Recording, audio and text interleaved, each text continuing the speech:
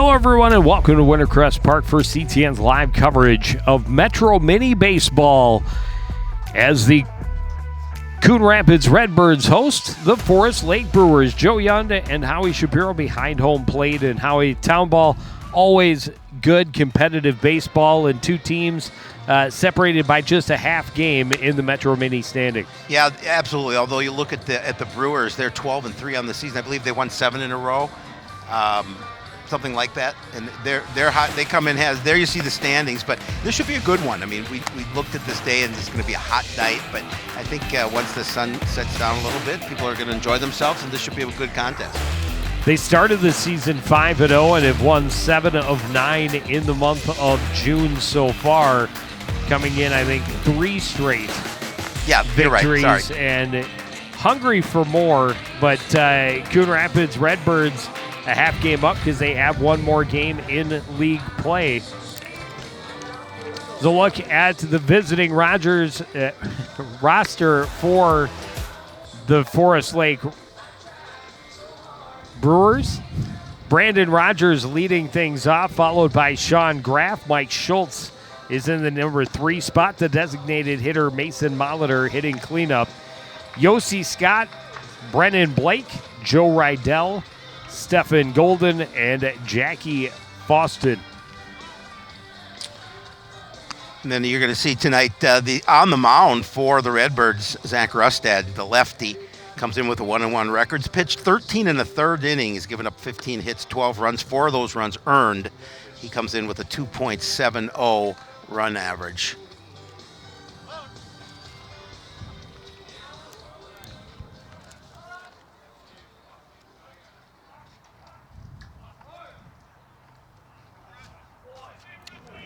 Lefty on lefty as Brandon Rogers digs in from the left side of the plate to face Zach Rustad.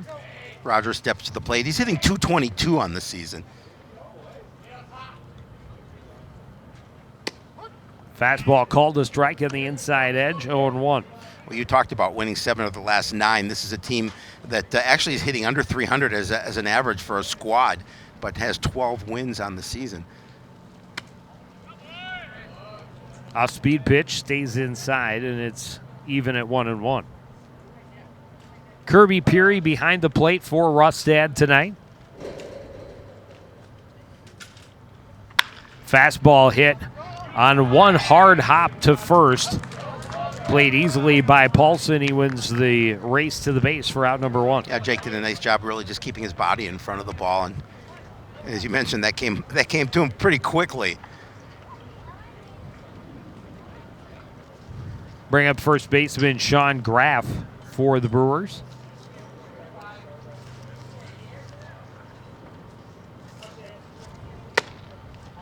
Fastball misses outside. Graff hit the ball well this season, hitting .343 as he steps to the line up to the plate. He's from North Branch.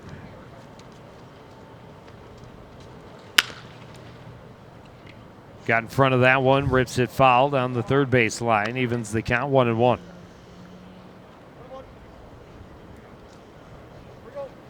Very warm day, yes, but it is turned into a beautiful evening here at Wintercrest. Light breeze. 1-1 pitch, grounded on the left side. Bates will pick up the roller. The throw across to Paulson in plenty of time for out number 2. Routine ground ball out for Jackson Bates at short. So look at the defense for the Redbirds. Scott Jusela at third, Jackson Bates at short, Jimmy Brenda the second baseman, Jake Paulson at first, Kirby Peary behind the plate. Clubbin, Parr, and Arndt are the outfielders from right to left. Fastball for a strike to start Mike Schultz out 0-1.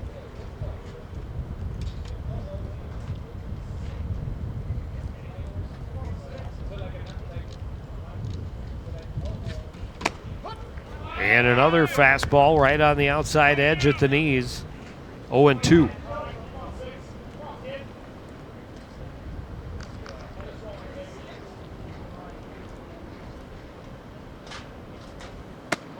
Off-speed pitch outside. Schultz Not tempted, 1-2. Yeah, good patience at the plate by Schultz.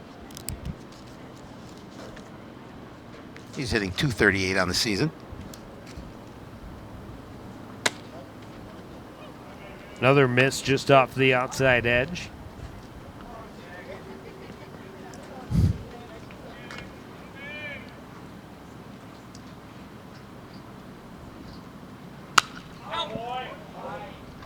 Hung a breaking pitch there, and Schultz hit it a long way, but a long way foul. It'll stay 2-2.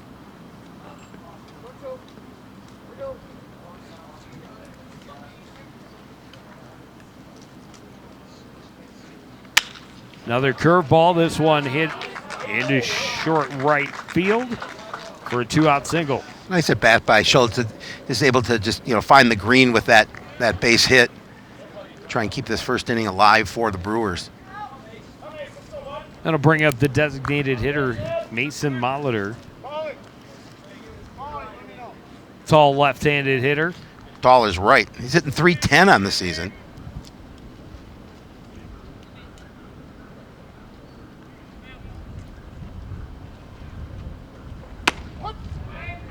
Looks at a fastball for a strike, 0-1. A nice pitch right at the knees. Well, he's working that outside corner to the right-handed hitters, inside to the lefties. This one hit right back up the middle and into the outfield. Back-to-back 2-out hits for the Brewers, and they got a little something going here in the top of the first. Yeah, he smoked that one by Rustad. No opportunity for the defense to make a play.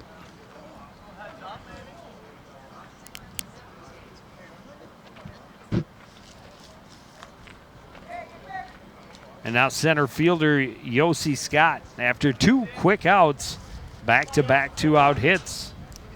2 on, 2 out for Scott. Scott hitting .437 on the season. He is blistering the ball.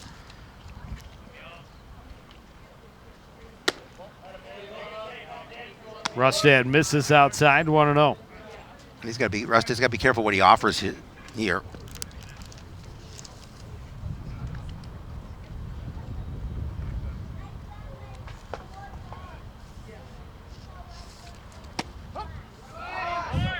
Good fastball to even the count, 1-1.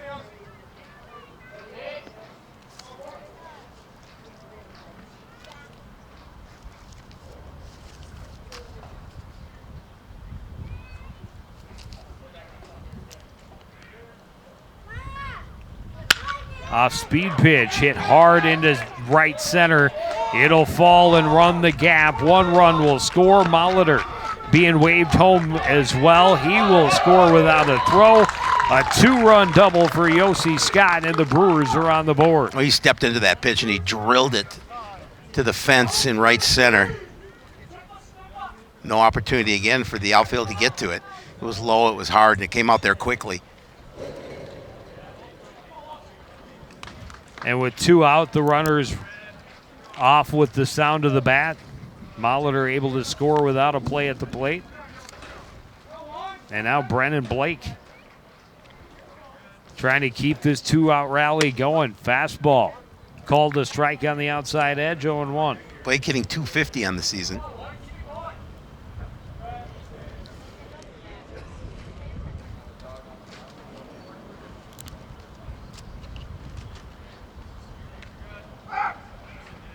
Rustad steps off, chases Scott back to the bag at second.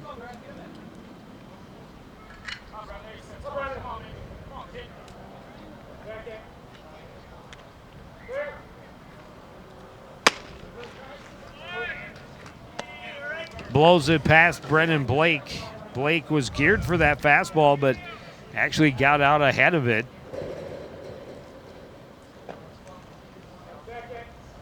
And now 0-2. Fastball in the dirt all the way to the backstop.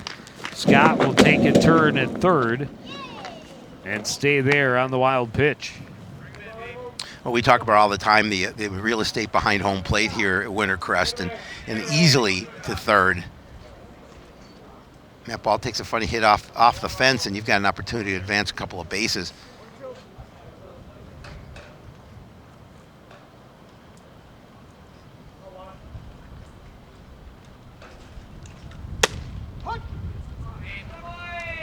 Called third strike on the outside edge. Blake a little baffled, but it ends the inning.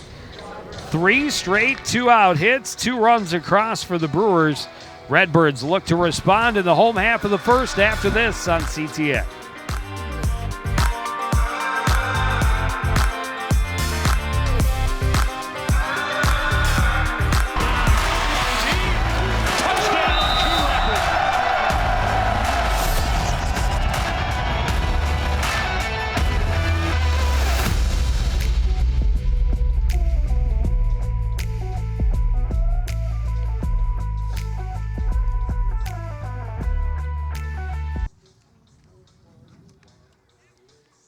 Shotgun. Nice day to start again.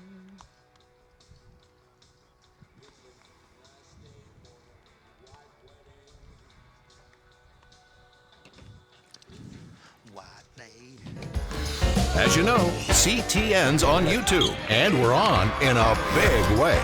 We have thousands of videos online to help you stay connected to Coon Rapids on any device, at home, or on the go. And it's because of your faithful viewership that we can celebrate 10,000 subscribers to the CTN YouTube page. Thank you for your support as we continue to keep you connected.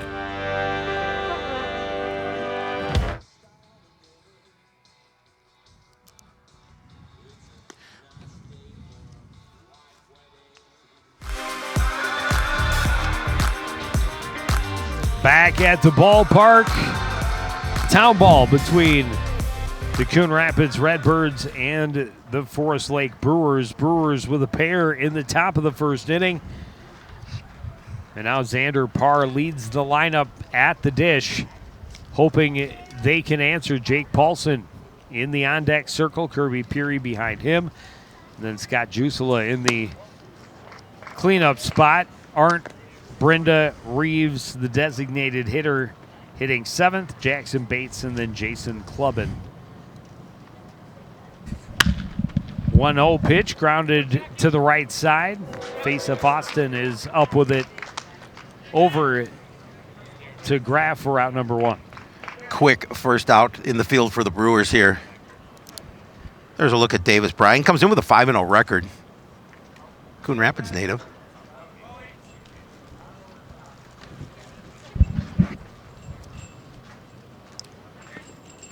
Jake Paulson, top 10 in the Metro Mini so far this season. At the plate, gets a piece of the first offering, fouls it to the backstop, 0-1. Yeah, Paulson's hitting .522.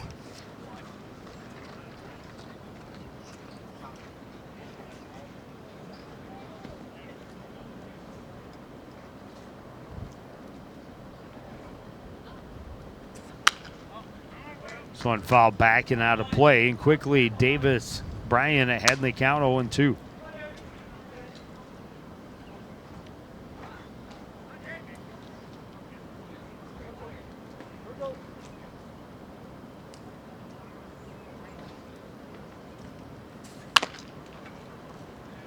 Chops at one that might have been up out of the zone, but protecting the plate keeps the count at 0-2. Yeah, that one did look like it was a little bit high, but you're right. You know, just to make sure he doesn't get called. Get a piece of the ball, stay alive.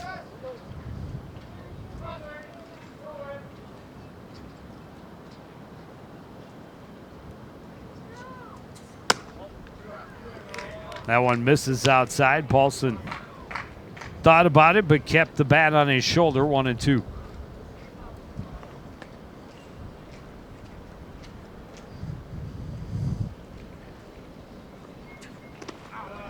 Curveball in the dirt. Good stop by Rydell behind the plate.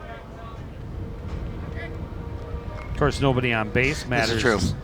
Very little, but good practice to be in. 2-2 to Paulson. 1 out, nobody on here in the bottom of the first inning. Little tapper in front. Bryan off. Throws it over and Graff digs it out well for out number 2. Yeah, Graff had to make a nice play at the bag just to make sure he secured that baseball. And nice defensive play for the second out of the inning. Paulson just out in front of an off-speed pitch, just got a piece of it, and little dribbler in front of the hill, and Brian got off quickly, got it over to Graff and made a nice play. Rest of the infield faced up Austin. Brennan Blake, Stephen Golden, Rogers, Scott, and Schultz in the outfield from left to right. Kirby Peary looks at a pitch low. The count is 1-1. Kirby hitting 296 as he steps to the plate.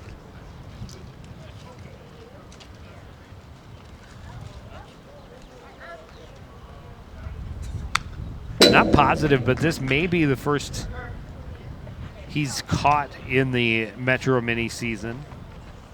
Playing a lot of shortstop. Yep.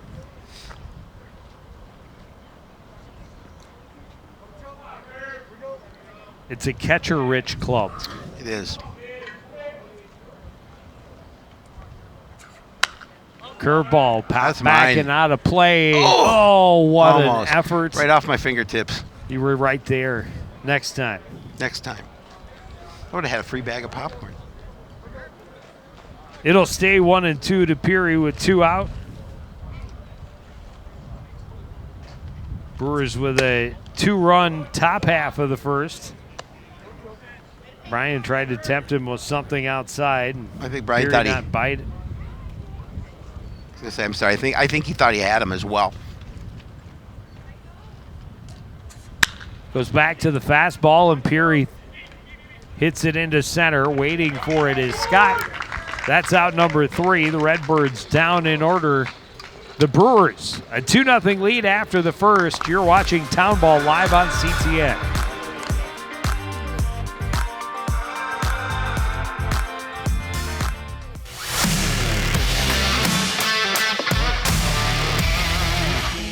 All right, Howie, take a look. Our opponents are on this side, and the Cardinals are over here.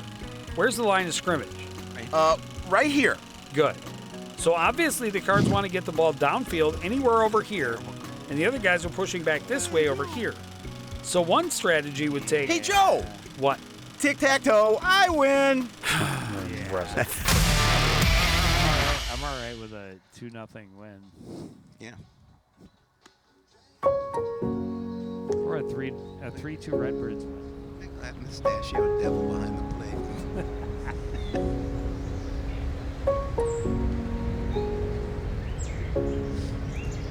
Really did cut his hair. Why? I haven't seen Oh, it. yeah.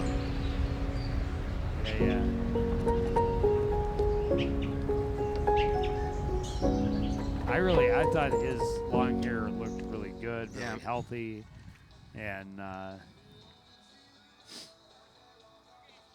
you can see how fat his left side of it, his left cheek Yeah. still is.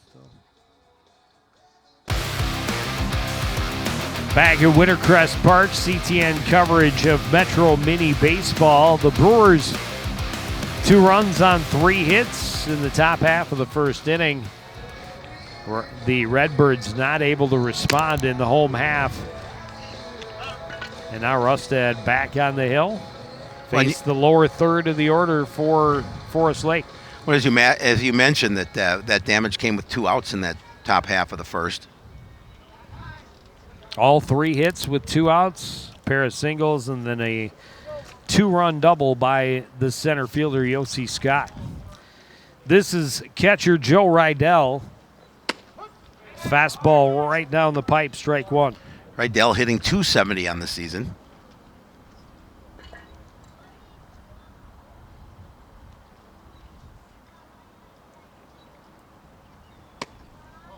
Another fastball, but this one down and in. And again, 2 pretty quick outs for Rustad to start that first inning. 3 pitches to each of the first 2 men he faced. This one hit well down the line, but hooking foul, and fortunate for the Redbirds as that would have been extra bases to lead things off. Instead, about 2 feet foul, and Rydell is behind in the count 1-2. Yeah, and that ball, excuse me, that ball was getting out there in a hurry.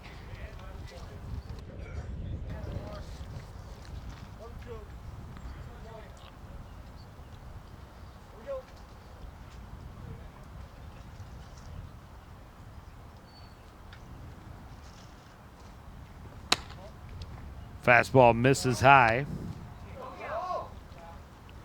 2-2.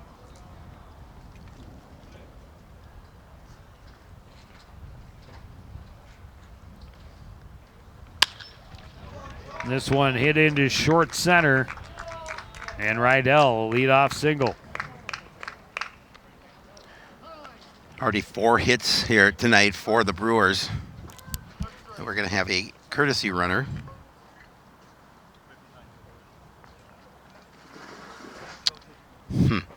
It's not, number's not on here.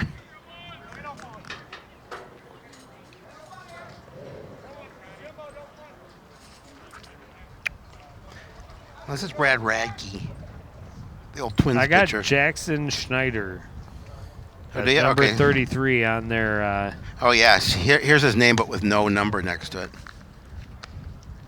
That's what it has on the website. Oh, So we're I'm gonna going take with your word for Schneider it. as the courtesy runner. Stephen Golden will be the batter. Thought about it and looks at a strike. 0-1.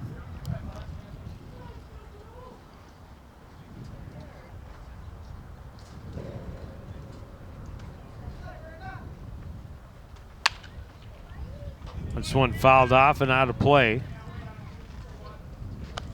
Rustad had in the count 0-2.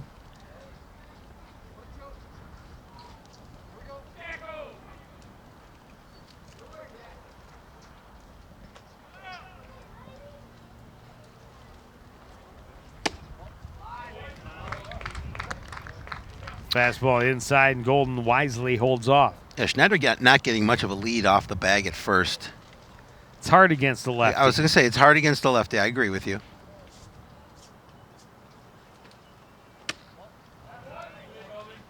Another miss inside, 2-2. They have 3-2 on the scoreboard. I may have missed one. It has happened before. This one rolled to the right side. Brenda able to stop it up. Get it over to Paulson for out number 1. Schneider advances to second on the play. Yeah, Jimmy didn't handle it as cleanly as he wanted and had to go over to first to get that out.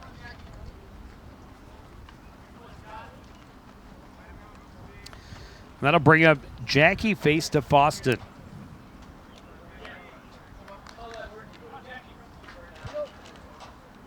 Second baseman for the Brewers. He's got a man at second base, one away here in the top of the second inning. He's hitting 300 on the season, so the Redbirds have to be careful how they pitch him. Well, you're not going to tempt him with one like that, No. high and wide.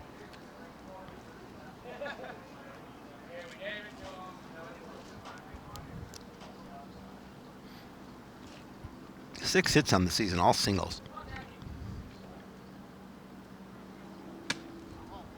Fastball misses outside, 2-0.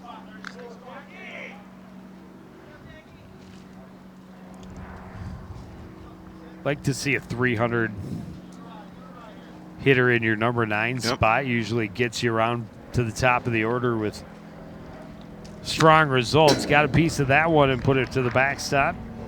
2-1. So they're faced to Foston from the Dominican Republic.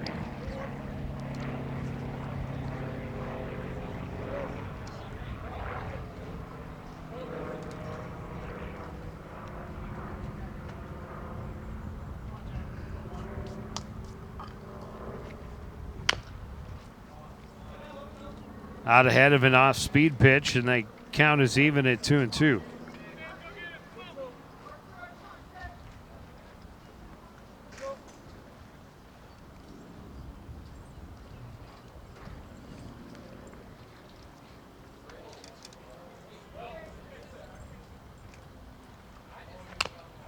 Foston, another foul ball. We'll try again at 2-2. Again, just doing a good job of just protecting the plate, keeping his at-bat alive, trying to see what he can do about advancing the base runner.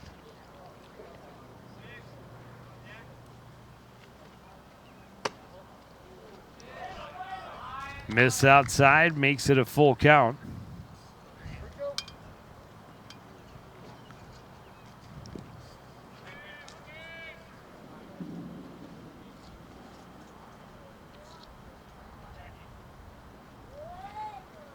Fastball hit through on the left side, bounces away from Bates.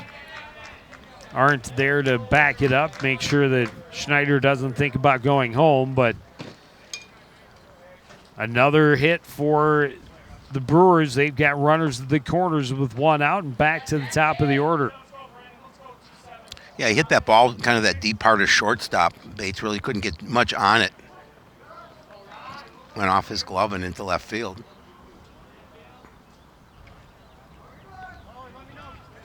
Rogers, a ground ball to first base, first time up. Runner goes, throw is there, runner is out. And Kirby Peary showing what a weapon he can be behind the plate. Yeah, he has a gun for an arm. He just whipped that ball down to second. Pretty speedy runner. Yeah, already had 4 stolen bases on the year, looking for his 5th, but he's going to get thrown out by Peary.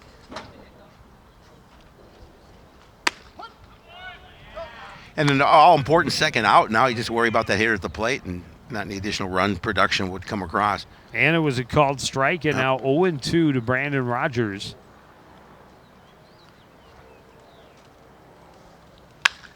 And he lifts one to right, waiting for it and making the catch is Clubbin. That's out number 3. Couple of hits, one left. Still a 2-0 lead for the Brewers going to the bottom of the second on CTN.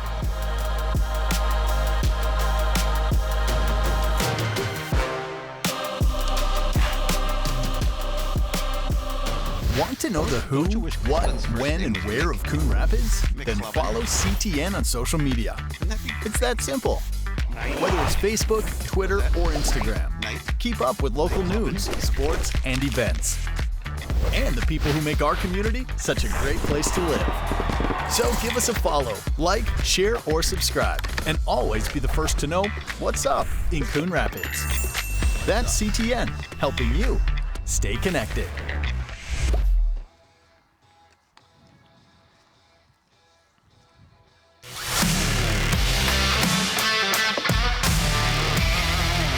Howie, do you know why fish are so bad at volleyball? Because they're afraid of the net. Why me? Why couldn't the volleyball player cross the road? There were too many bumps. Why was Cinderella kicked off the team? Because she ran away from the ball. I hate you.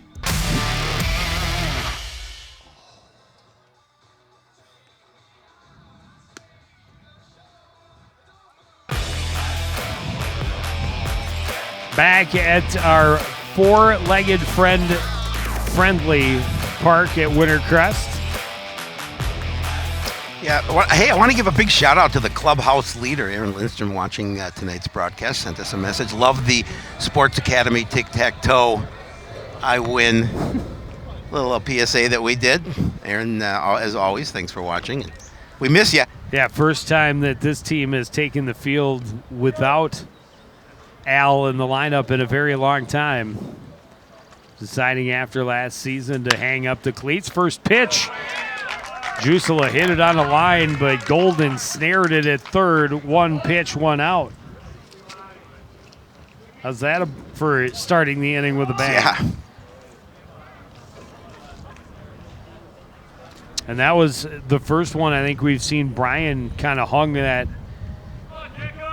breaking pitch up there for him. Jack Arndt digging in, looks at one outside, 1-0. Arndt steps to the plate. He's hitting .348 on the season.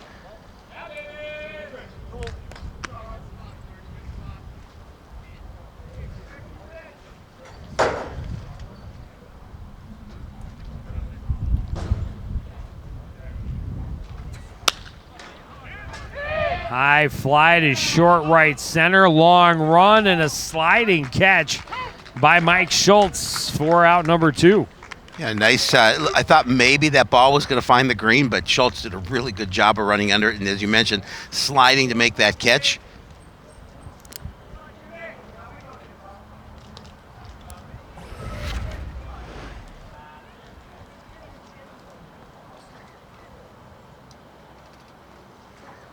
Boston out there as well, but now Jimmy Brenda fouls back the first offering from Brian, 0-1. Brenda hitting .270 on the season. Yet he leads the club in home runs with 4. I have been present for 2. 2? I was going to say 3. He had one with 2, but this is a pop-up right side. Graff makes the catch in foul territory, and the Redbirds are done on just 7 pitches in the second inning. It's 2-0 Brewers as we go to the third.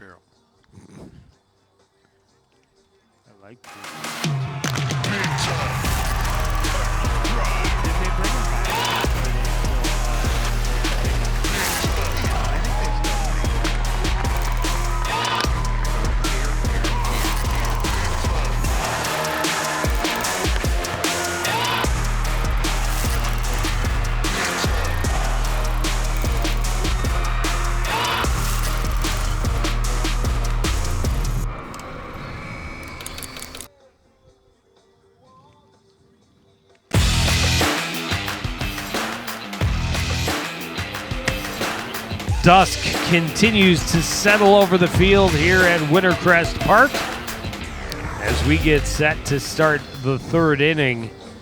Sean Graff, Mike Schultz, and Mason Molitor, the scheduled hitters for the Forest Lake Brewers. They have a 2-0 lead after scoring 2 in the top half of the first inning. Yeah, and they have 5 base hits to go along with those 2 runs through 2.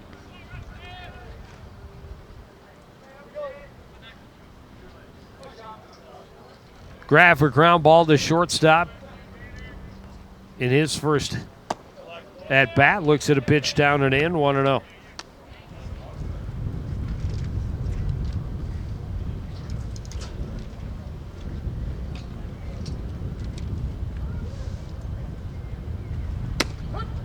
Fastball called to strike, evens the count. And we have seen Rusted pretty regularly finding that outside edge right at the knees to the right-handed hitters. This one fouling out of play, 1-2.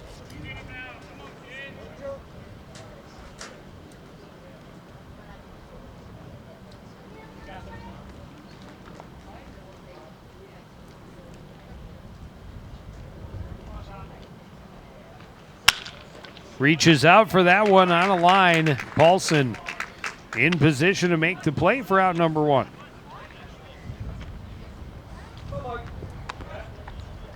Pretty much right to him. That'll bring up Mike Schultz. He started the 2-out rally in the first inning. Singled and scored. Curveball stays high, 1-0.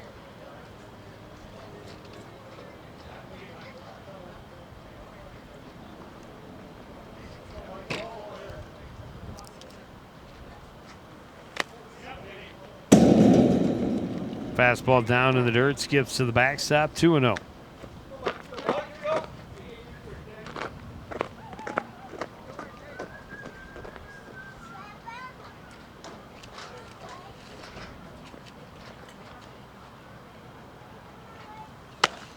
Nice pitch at the knees.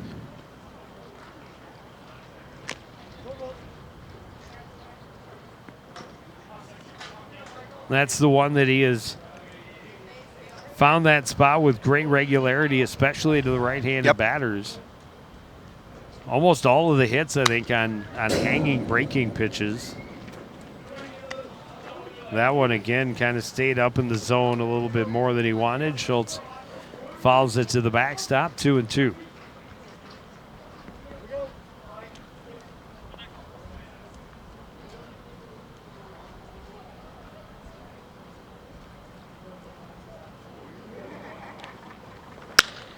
Fastball hit high to left field. Arndt gets underneath it for out number 2. Yeah, plenty of opportunity for Arndt to track that ball down. It stayed up there a while. Well, there's a little bit of a breeze, a little bit sporadic as well, but it is blowing in from left center. It is a pleasant evening here for as warm as it was today. We're sitting in the shade, so I guess we have it made. In the shade. Yeah. Mason Molitor single back through the middle. First time up. Also scored on that 2-run Yossi Scott double.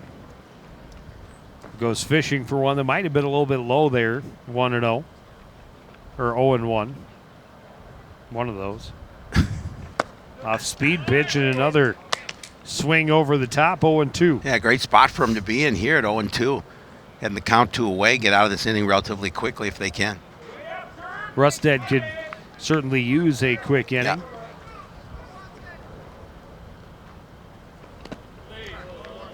One in the dirt, but he's got some room to play. Still 1-2.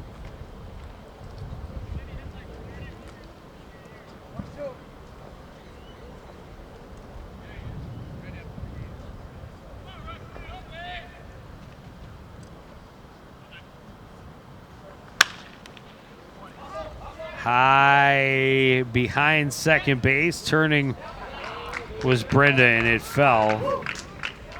Behind him in front of Clubbin. I don't know if he just got spun around, but I think he did. I don't know if he was sure where the ball was. And I think Clubbin had that long run in, just couldn't get there in time. Fall in no man's land, a little bloop single with 2 away in the third. And that'll bring up Yossi Scott again. He had the 2-run double drive to the right center gap back in the first inning. Late on that one and nowhere close as he spun himself to the ground. 0-1.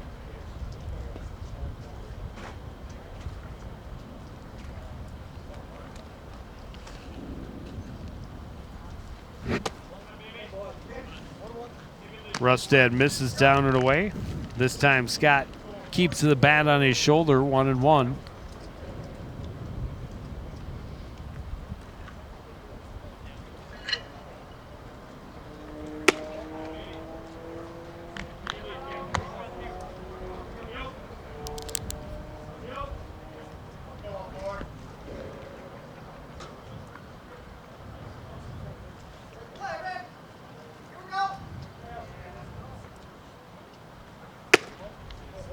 Misses outside, now 3-1 to Yossi Scott. And Rustad in a position where he's got to throw a good pitch to a good hitter.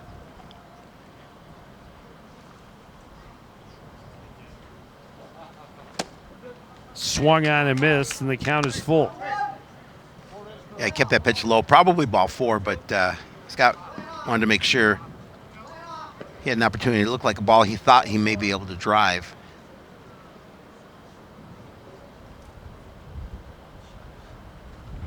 Fastball high to center, late jump going back on it for par, but he's there in plenty of time for out number 3.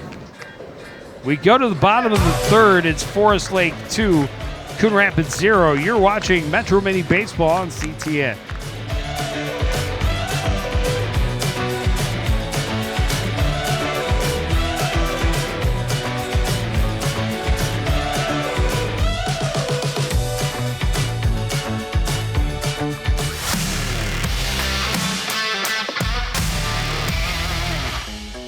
that a player will jump an average of 300 times per game of volleyball? Wow. This is my least favorite. And I think jumping up to go to the fridge is hard. The fastest volleyball serve was over 83 miles per hour. Yikes. If that serve were coming at me, they could have the point. I like my hands. They're dainty. Huh? Huh?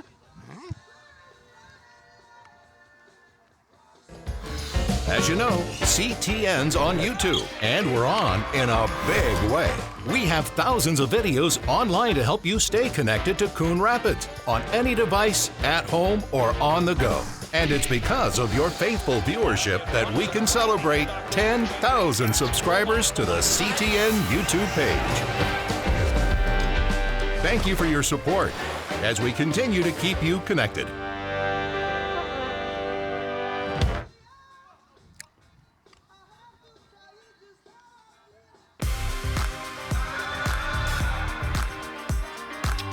Crowd still assembling in the early innings this evening.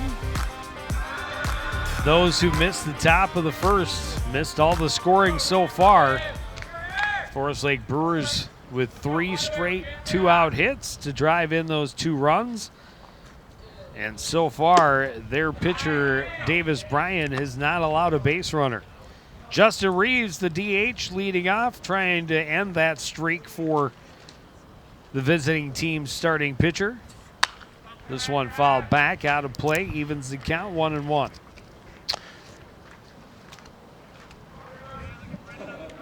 Reeves hitting .278 on the season.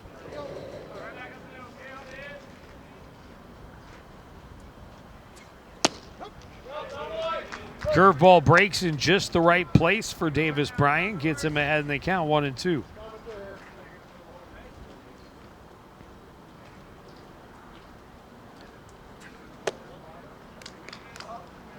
Down and away, evens it up. Just 6 pitches needed for Bryan to record the 3 outs in that second inning. Yeah, it's early. He's been efficient so far, though. Trying to lean on that curveball, but so far just the one that he's found the perfect breaking point to get it in there for a strike. And now a full count to the leadoff man. Goes back to a fastball, hit well and off the tip of the glove of Stephen Golden. And Reeves, big turn, but staying aboard at first base, a leadoff single. Yeah, that came out to Golden in a hurry, and he just really couldn't play the ball the way he wanted to. And it was, you mentioned, it went off the tip of his glove and into foul territory. Oh, they're I'm going to say it's an error. Yeah, they're going to put an error on the board. Hit pretty sharply.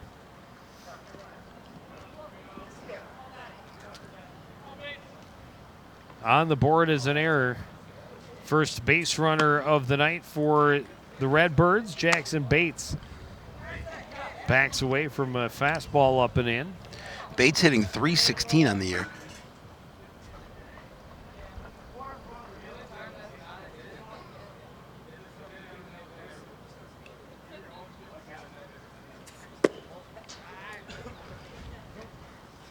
Bryan misses down low, 2-0.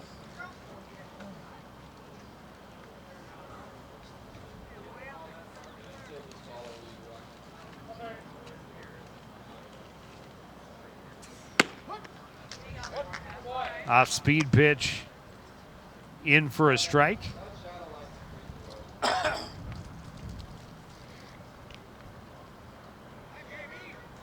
Bryan decided to change the pace a bit, get himself a strike, throws another one, and same result gets him even at 2-2.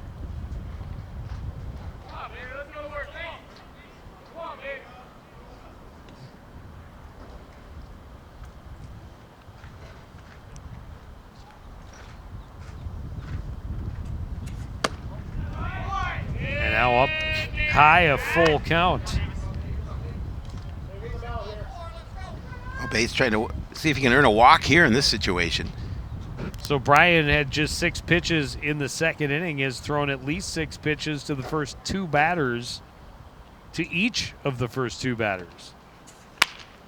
This one hit softly over the head of Graff at first.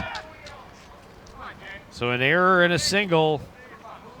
And the bottom of the order. Trying to help the Redbirds respond to the early 2-0 lead. Yeah, they have something cooking. And Jason Clubbin at the plate. He's a pretty good hitter, too. He's hitting .304 on the season.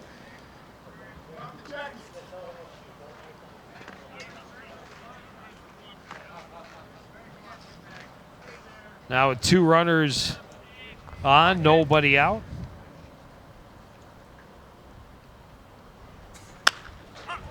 Skied, and it'll stay in play. An opportunity for Golden in foul territory, and he does not miss it. And Clubbin is done on a pitch. Yeah, Clubbin got underneath that one.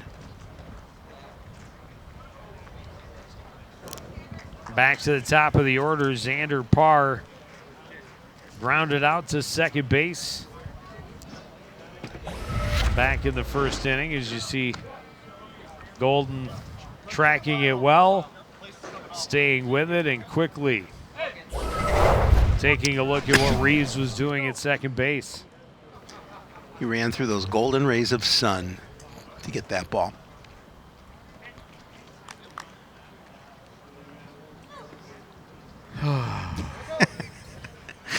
Back to the top of the order, Xander Parr.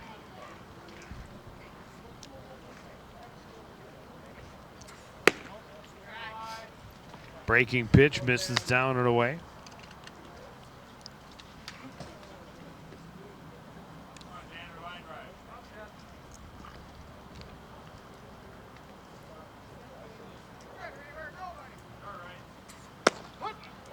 Fastball in for a strike. Good spot for Brian to be in here. Heading. Oh no, it's 1-1. I thought it was 0-2.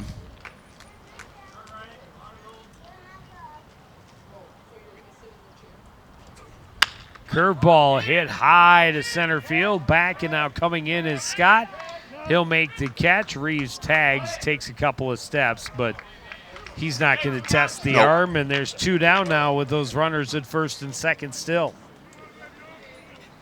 Yeah, Brian trying to get out of a bit of a jam here with a 2-0 lead. Bottom of the third.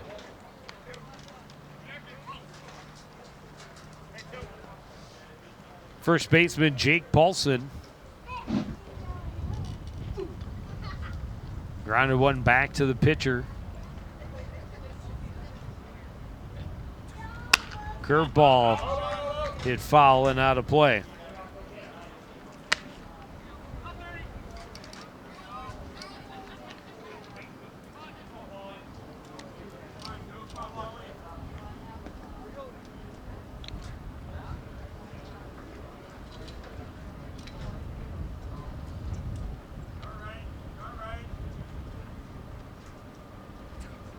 Another curveball. This one hit into short center.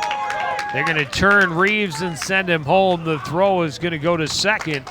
It's an RBI single for Jake Paulson. The Redbirds are on the board. Yeah, and they cut that lead in half, 2-1. It makes it at this point. Redbirds able to get a couple of hits so far here in the bottom of the third with a pretty good hitter coming to the plate.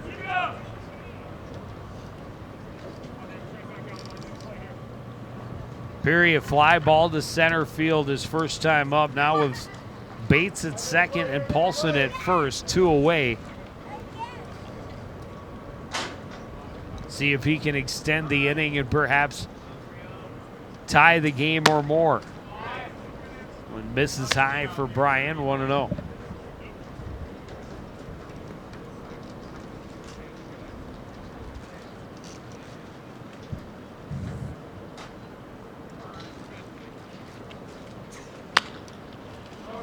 Curveball fouled back.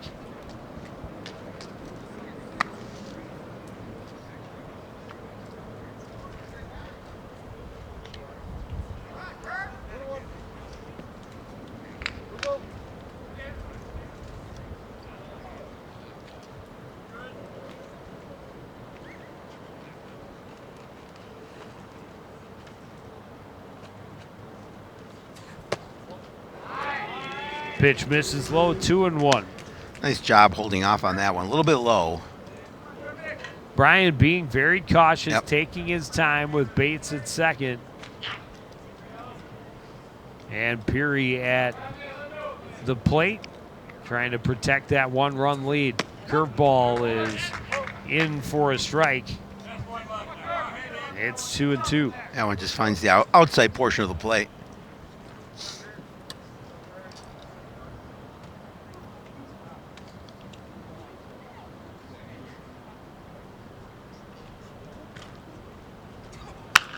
Throws him another spinner. This one popped up, foul territory. Graff makes the catch in front of the dugout for out number 3. Redbirds get one back. Still, they trail 2-1 as we head to the 4th. You're watching Metro Mini Baseball on CTN.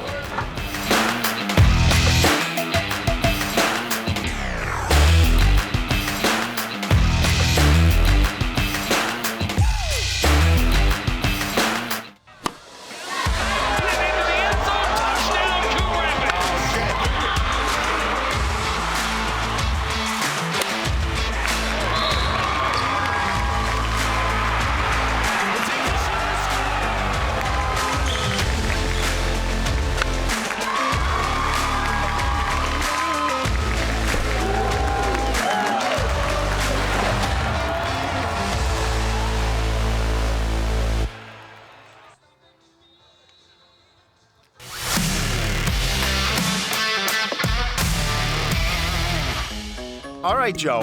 In high school football, the snap ends when A, the ball is moved from its place on the ground, B, the ball leaves the snapper's hands, or C, the ball touches the ground or any other player. You don't have to raise your hand, Joe. I do like that. The sign. Yes, Joe? I love football. Ah, yikes.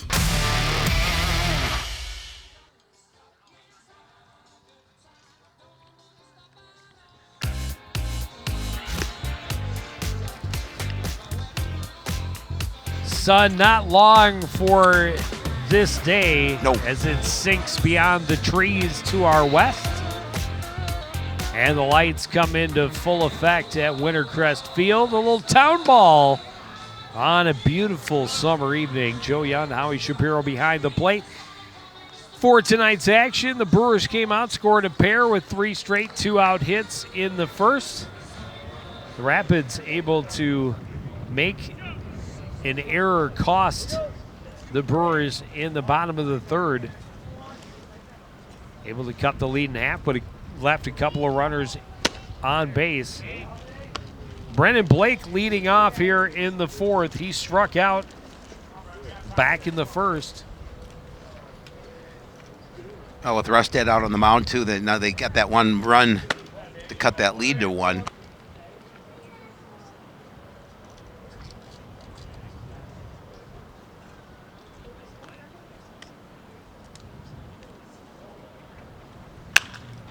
This one skied. And Peary over for a look, but it will get out of play behind the dugout. 1-2.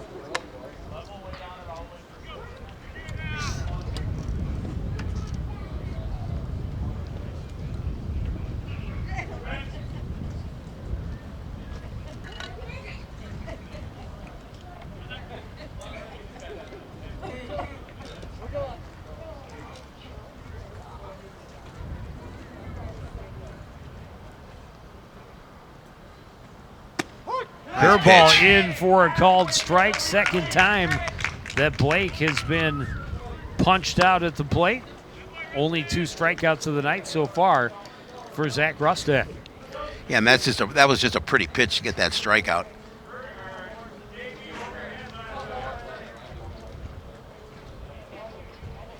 Joe Rydell with the single first time up. Looks at a fastball for a strike, 0-1.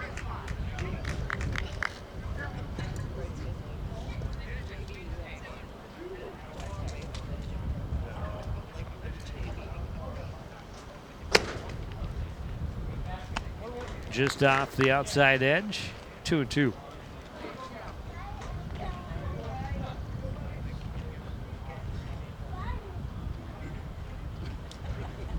Fastball hit high to center.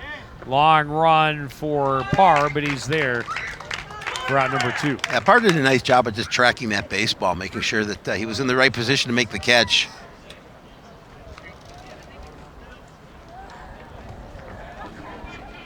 That'll bring up Stephen Golden. Ground out to second base.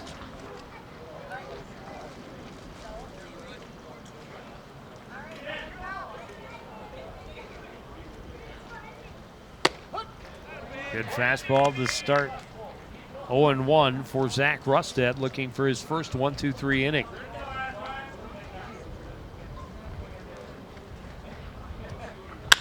Golden grounds it right back to the pitcher. Knocked it down, able to go back and get it, but Paulson not able to get it wrangled in. Yeah, he had to rush his throw, and it was tough, and that one down in the dirt. Well, and now they have changed. They gave that an immediate hit. There's no second guessing about it. They put that up as a hit for Golden. They took the error away. And they took the error away and gave a hit to Justin Reeves. Yep.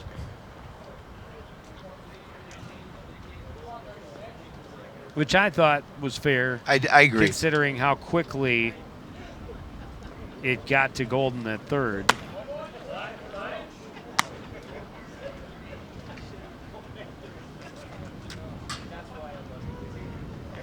Jackie Foston, a single in his first at bat. This one hit high to right field, long run. Now reaching back and unable to make the catch in foul territory was Clubbin. He had to go a long way, and then it kind of faded on him again. That wind kind of swirling a little bit. And Foston fortunate to have new life. I think that ball's just going to get away from it. It's going to get behind him. As you mentioned, with the wind, the little bit of wind at that particular time, it just brought the ball back. 1-1 pitch is outside.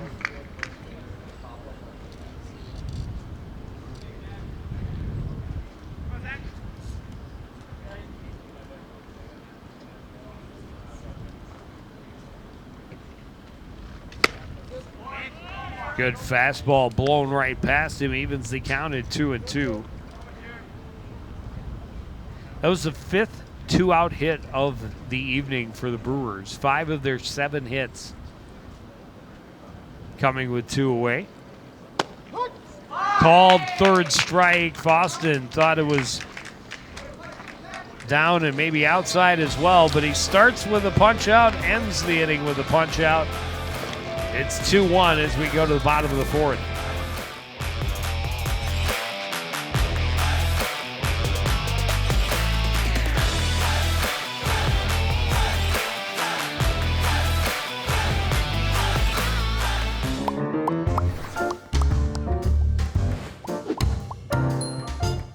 Did you know you can raise backyard chickens? No way. But a permit is required, and there's a limit of 4 female chickens per property.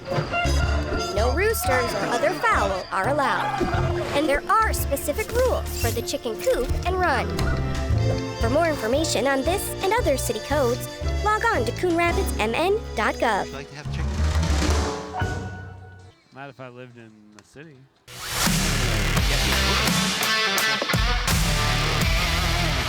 Today we're on soccer, Joe. So my goal is to kick around some topics with you, but I don't want to foul things up by being too forward. Please stop that. So could you assist me? Stop. Maybe pass some ideas How? so we can tackle this together? Howie? Oh, boy. I'm just saying, this really isn't my field. Unbelievable.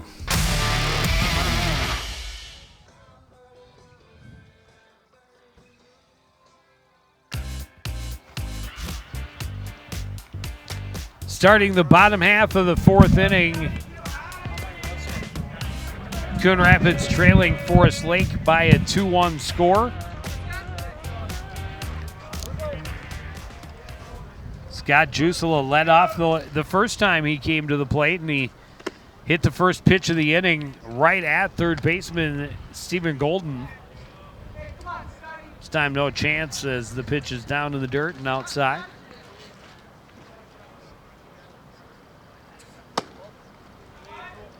And now Brian missing high, 2-0.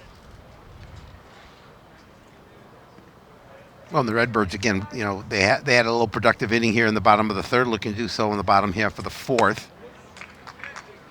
Jusela out ahead of that one a little bit.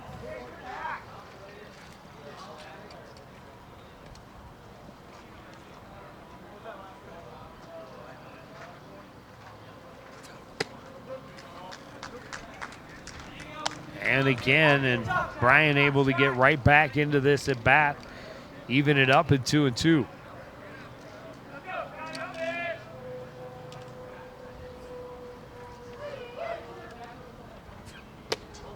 Curveball misses down and away and a full count. Yeah, Davis Bryant threw more pitches in the third inning than he had in the first two combined. Yep. This one a high fly to short right. Back on it is face to Foston for out number one. Yeah, he came across quickly from his position at second. Got a good read off the bat. He's got good speed. Really good speed.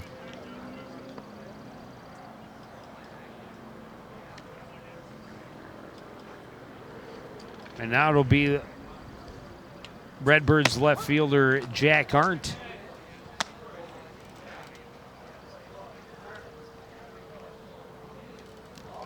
Arndt a fly ball to right field first time. This one just off the outside edge, 1-1.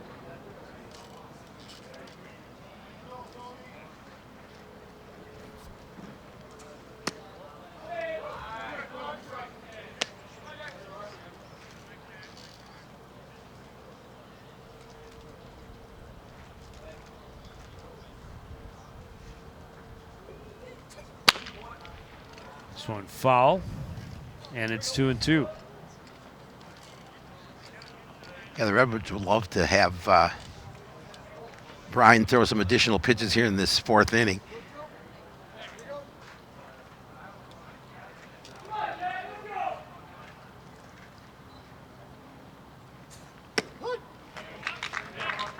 Curveball in for a called strike. That's number 3 against Arndt.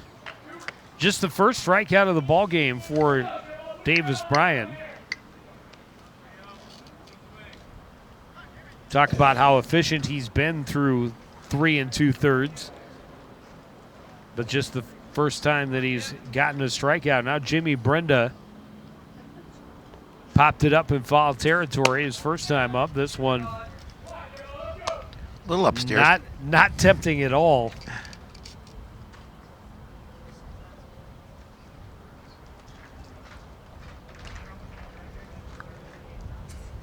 One right down the middle, and Brenda fires it into right.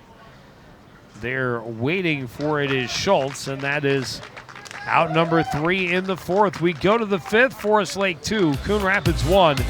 You're watching Metro Mini Baseball on CTN.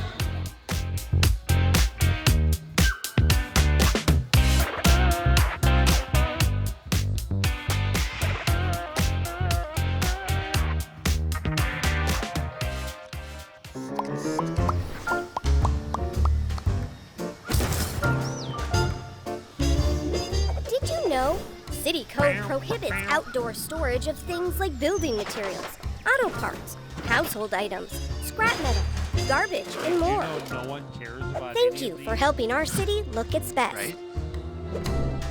For more information on this and other city codes, log on to coonrapidsmn.gov. Just about all of these little regulations being broken. It does seem kind of odd, though, that they're like, you can't even work on a car outside, only in your garage. That's true. Did you know properties are required to have garbage and recycling service with a licensed hauler? On collection day, place your carts 2 feet behind the curb. Collection containers should not be placed in the street. And don't forget, containers are not allowed at the curb on non-collection days. For more information on this and other city codes, log on to coonrapidsmn.gov.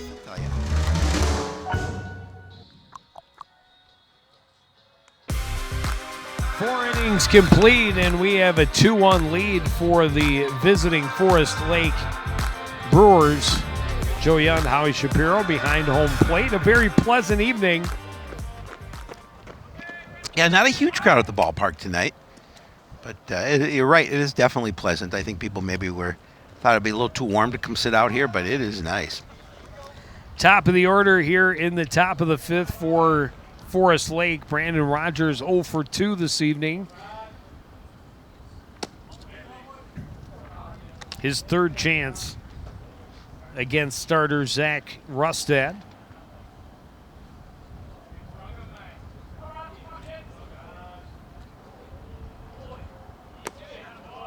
Rustad staying low, missing low, 2-0.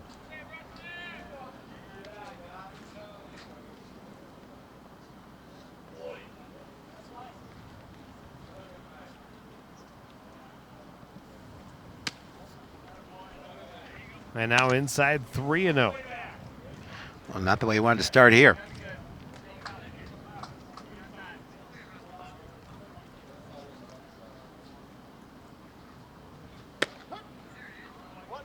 Rogers taking all the way, and it's in for a strike, 3-1.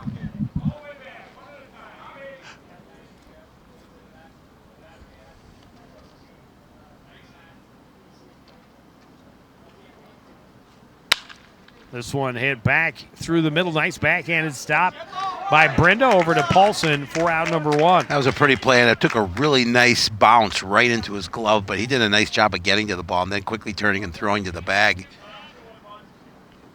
Nice defensive play from Jimmy Brenda.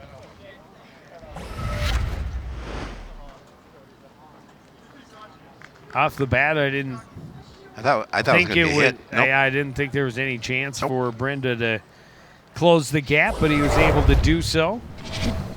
Take his time, make a good throw, and routine out. Now Sean Graff, ground out and a line out.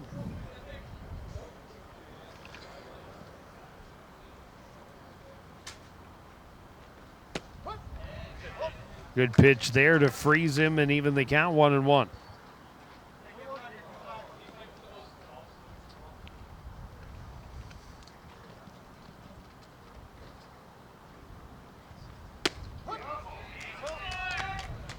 Little half swing from Graff, and it falls right in where it needs to, 1-2.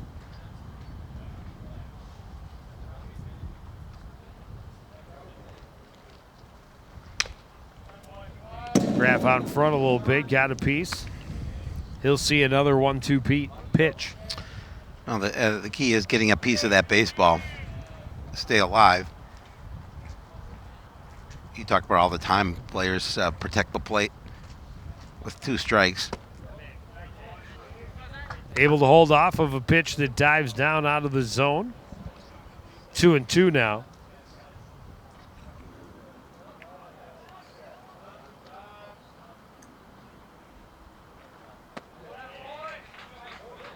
And a full count.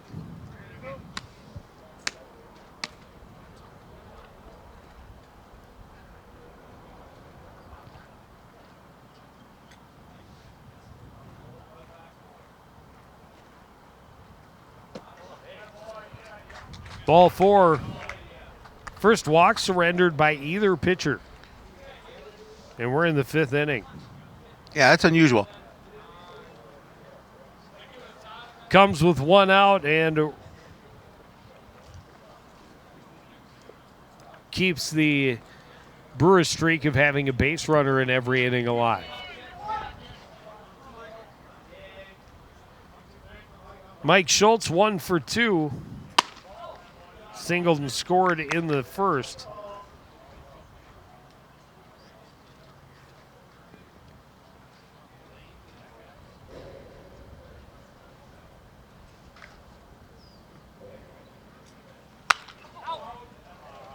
back and out of play.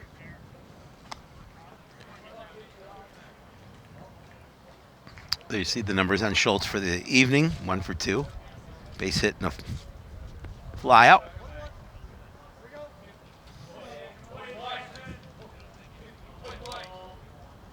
Now with a runner at first, 1 out. Looks at a pitch outside. 2-1.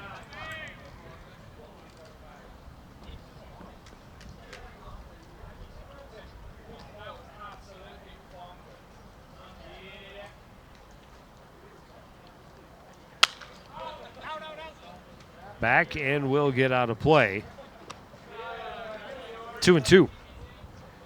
I may have hit the truck. Good thing we have insurance. Yes.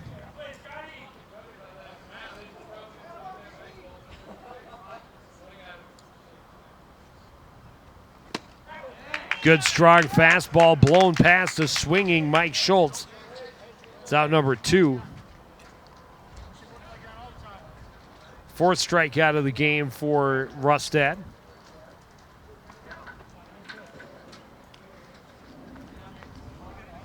Second out of the inning, and now Mason Molitor, who is 2 for 2. And both of his singles coming with 2 outs.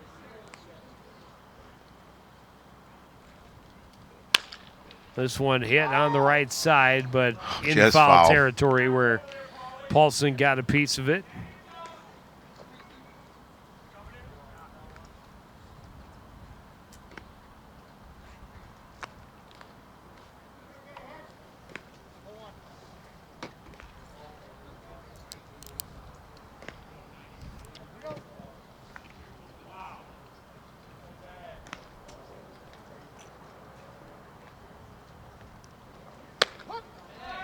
Good strong fastball looked at for strike 2.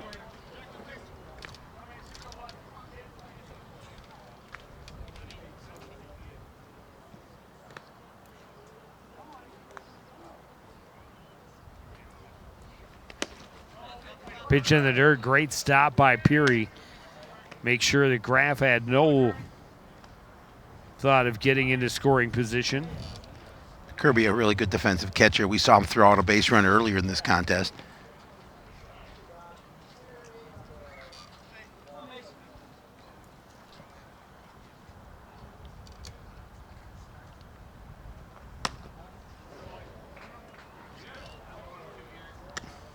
One up high and skips away from Peary momentarily, but it's 2-2.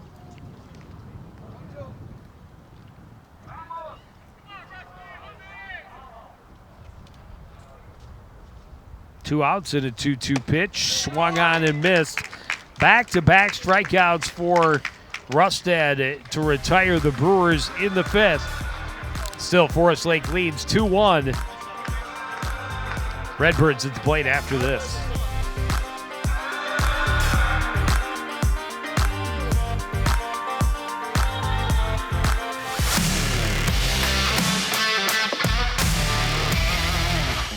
So, Howie, did you know the term soccer actually came from England? But don't the English call soccer football like pretty much everyone else? Yeah, but only after we started saying soccer and the world was mocking us for it. So you're saying the UK set us up? This is Yep, sabotage. Brits. Makes no sense at all.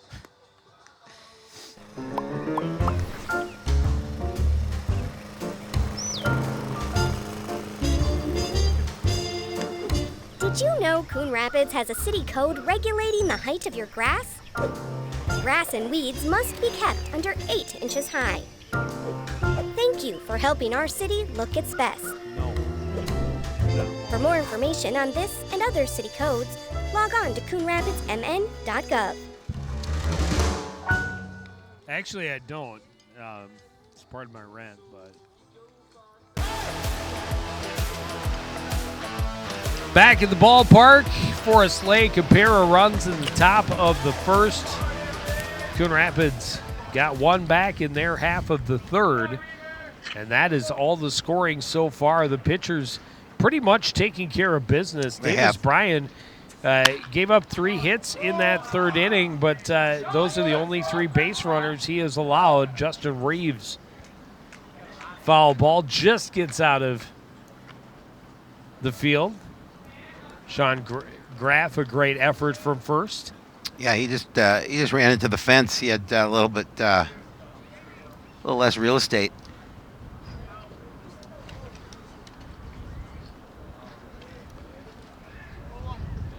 Reeves originally on base by error, but then it was changed to a hit.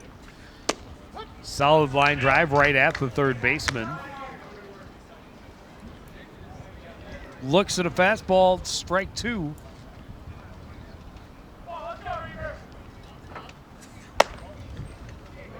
Oh, and 2. Now 1 and 2.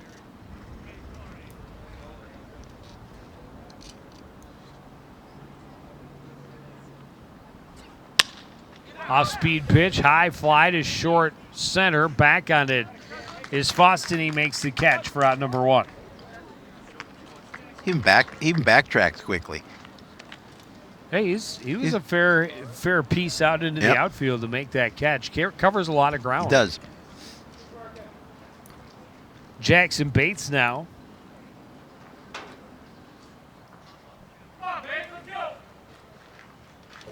Bates a single his first time up. Looks at a pitch for a strike, 0-1.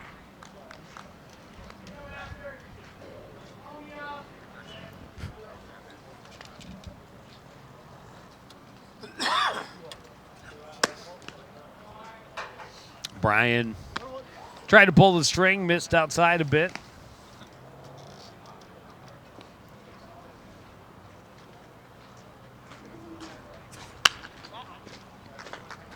Backing out of play, 1 and 2, and Brian right back ahead in the count.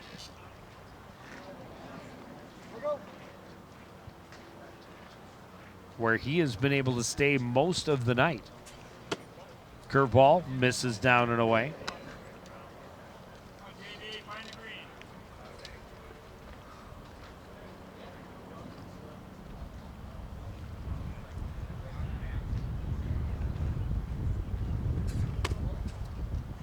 Fastball down and away and a full count.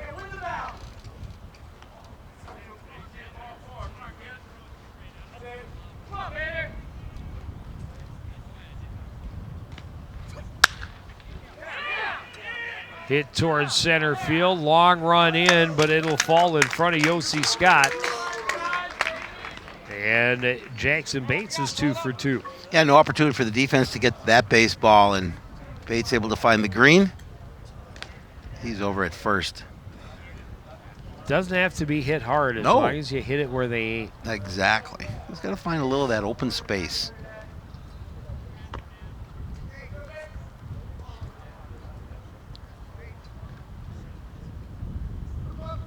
Clubbin popped up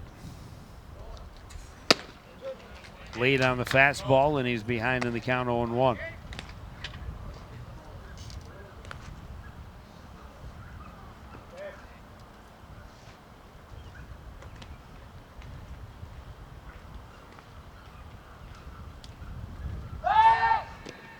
Check on Bates. He slides back safely.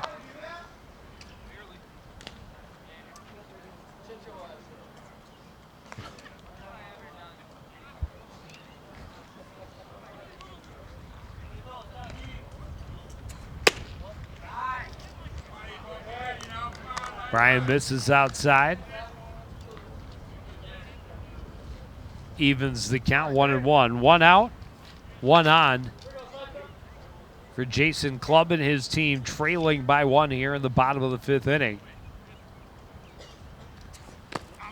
Brian in the dirt, good stop by Rydell.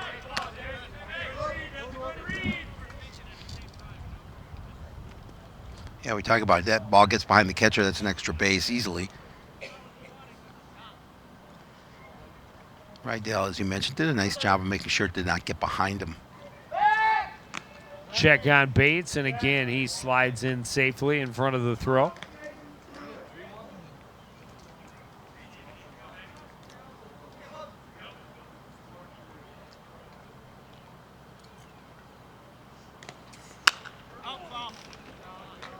Foul back and out of play, 2-2.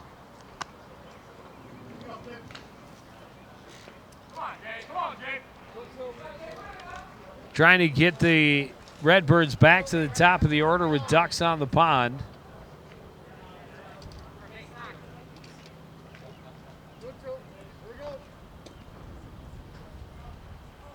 Clubbing with a 2-2 count against Davis Bryant. Nice Curveball pitch. called for a strike, and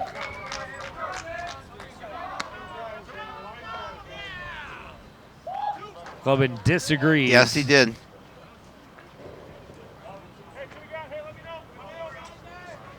But it is out number 2 and back to the top of the order.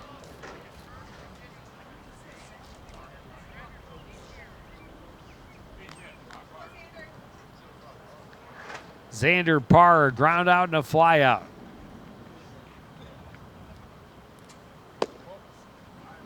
Curveball went everywhere but the zone, 1-0.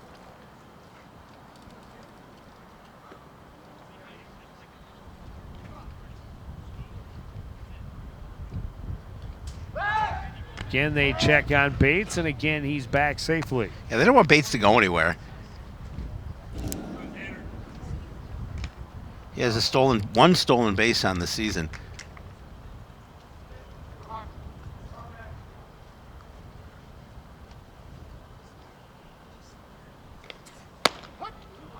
Fastball evens it up. 1-1.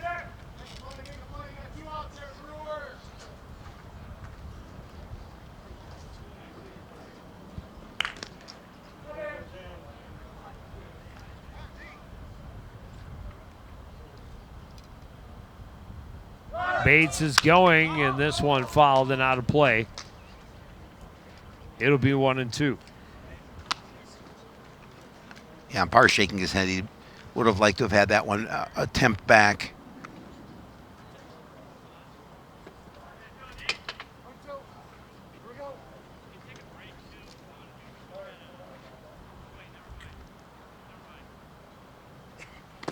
Curveball in the dirt. Another good stop by Rydell.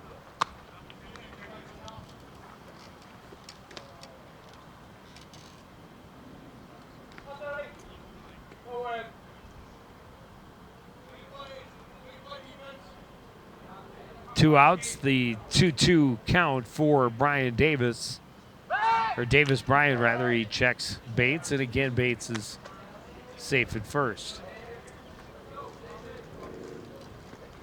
He kind of has two first names, so it could be Davis Bryant. It could or Brian work. Davis. It could work Either well, way. Either way, yes.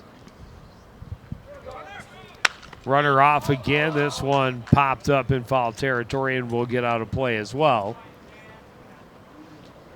And we will try again at 2-2.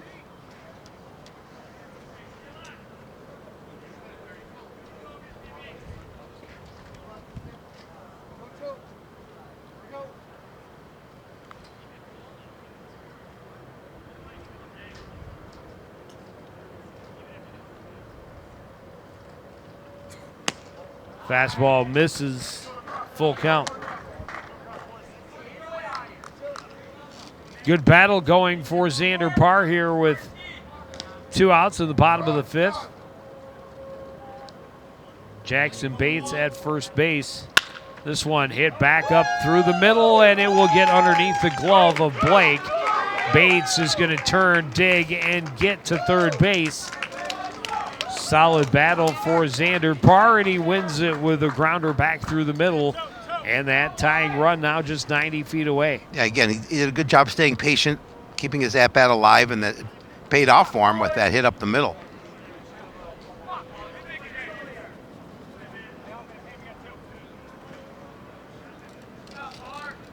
Jake Paulson, an RBI single in the third. 1 for 2 this evening. Now with runners at the corners, 2 away.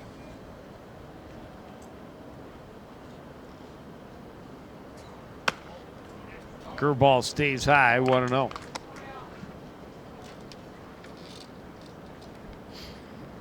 Yeah, great opportunity for Paulson to get that second RBI here.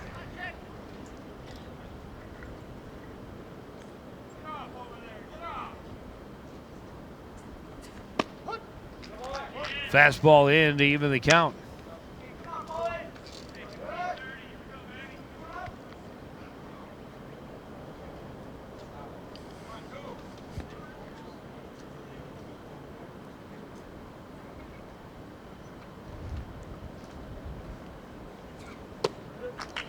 Curveball got him swinging at one well outside, and Paulson maybe having a little talk with himself after that swing. I would think so. Behind in the count, 1-2. I'm sure he realized that was not the pitch he wanted to offer at.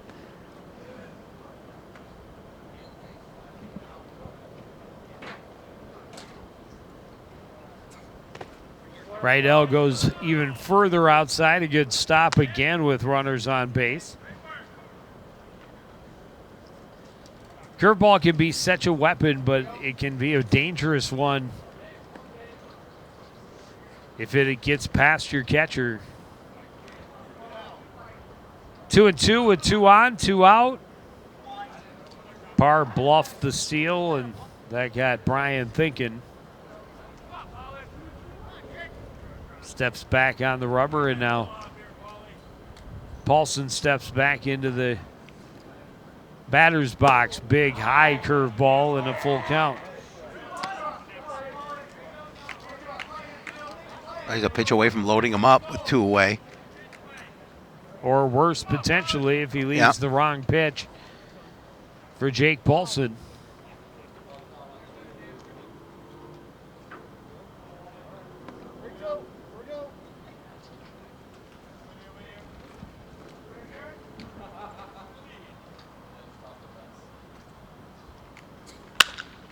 One grounded, scooped up by Foston over to Graff for out number 3.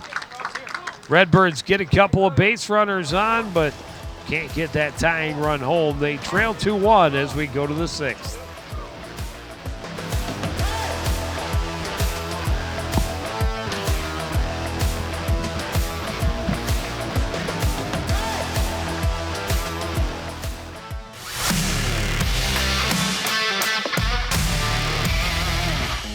Okay, I have a couple good ones for you, Joe. How do football players stay cool? By standing next to the fans. What kind of tea do football players drink? Penalty. Why can't you play football with pigs? Because they hog the ball.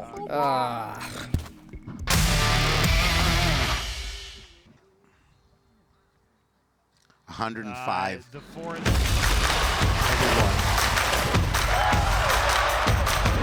That's 7 of them.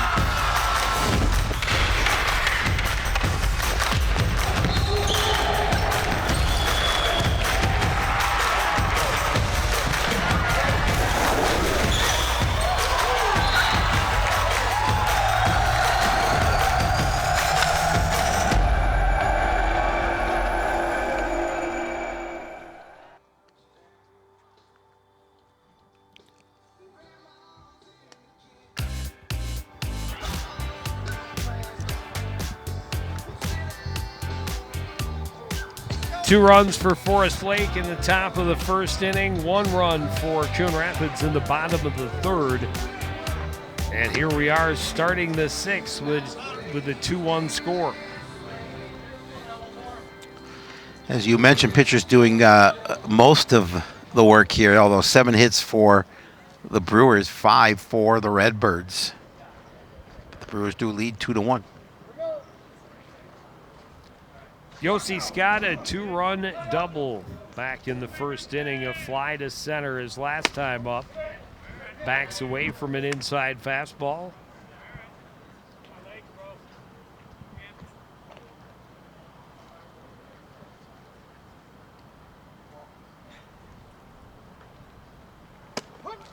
Curveball is in to even it up.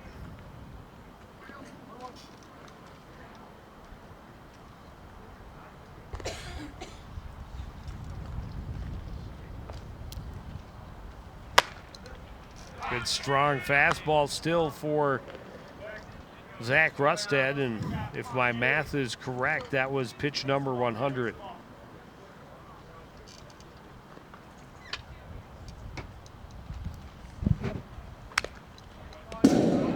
Scott able to get a piece of that, stay alive at 1-2. And both pitchers, while they've done well, we'll see how much longer they stay on just based on pitch count. Oh, yeah. And we're getting a little later in this ball game here in the top of the 6th.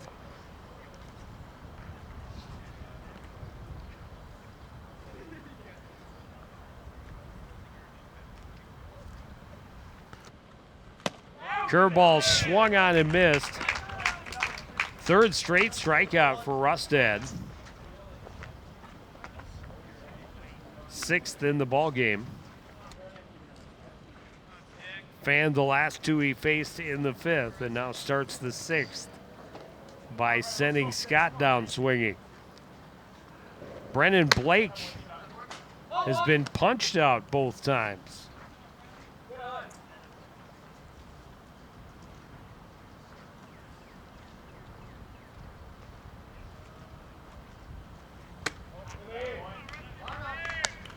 Another miss outside for Rustad. It's 2-0. Yeah, that one didn't miss by much.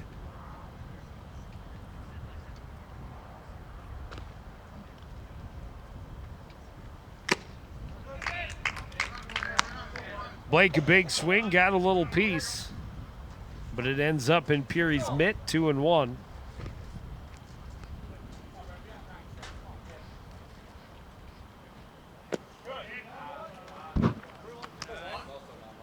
Curveball dives low, 3-1.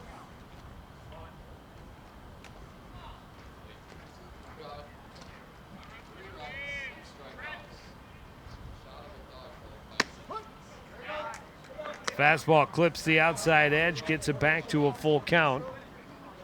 Now you got to guess Brennan Blake is going to be kind of geared to swing as he's been sent down looking twice to this point. Fastball called strike, and he thought it was low, ball 4. Instead, he's headed back to the locker room, punched out for a 3rd time tonight. Yeah, tough night at the plate for Blake. And that's 4 in a row for Zach Rustad.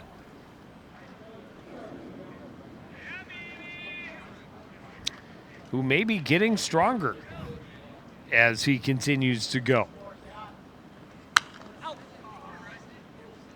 Rydell fouls back the first pitch. Rydell 1 for 2.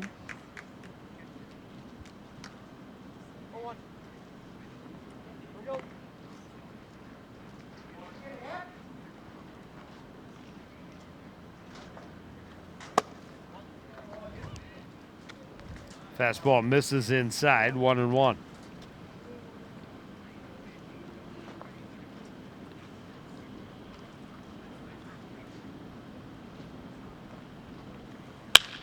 This one hit right back through the middle, a 2-out single for Rydell. And again, so many of their hits coming with 2 outs. And a solid base hit, too, by Rydell as he just shot that one back up the box.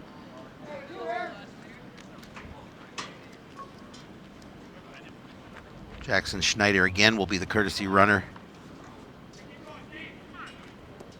for Rydell.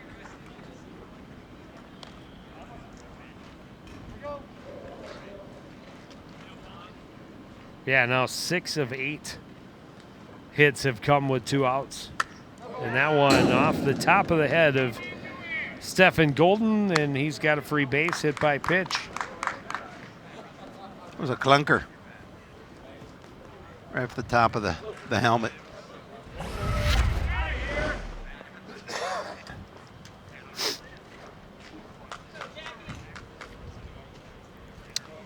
That'll bring up Jackie face to Boston. 1 for 2. And the Redbirds with 2 out and 2 on, looking to get out of the inning.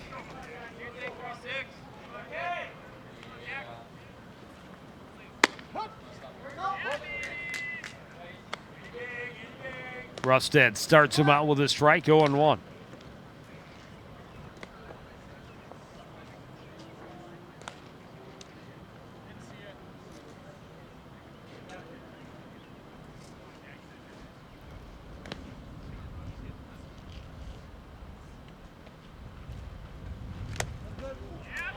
Off speed pitch, gets him swinging. It's 0-2. Yeah, that's one he'd like to, I'm sure, have back, is swung for something low down in the zone.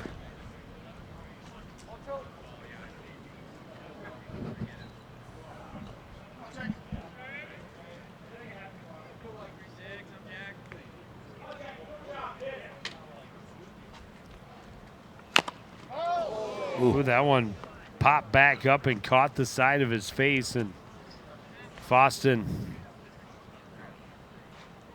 Hopefully he's okay.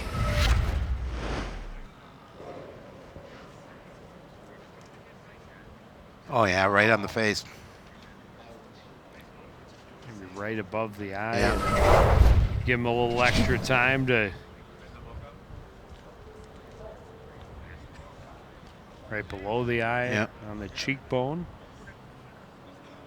Looks like a little. Just wait till tomorrow. Oh yeah, it'll be bigger than that.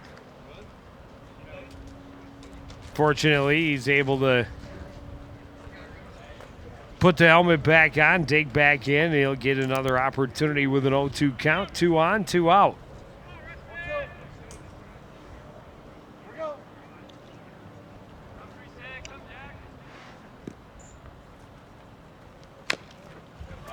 Gets just a piece, stays alive to see a better pitch.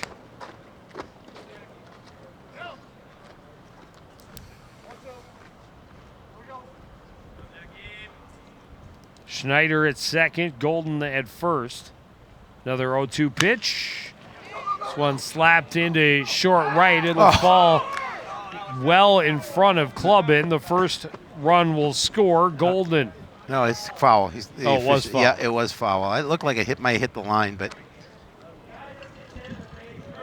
yeah, it looked like it was perfectly placed. There was no chance for Clubbin to get there, but it was foul, and fortunate for the Redbirds, as Schneider would have scored easily. Instead, we'll try again at 0-2. That's 3 two-strike fouls in this at bat for Jackie Foston.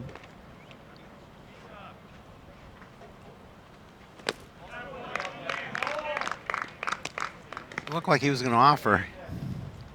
I thought wisely about not.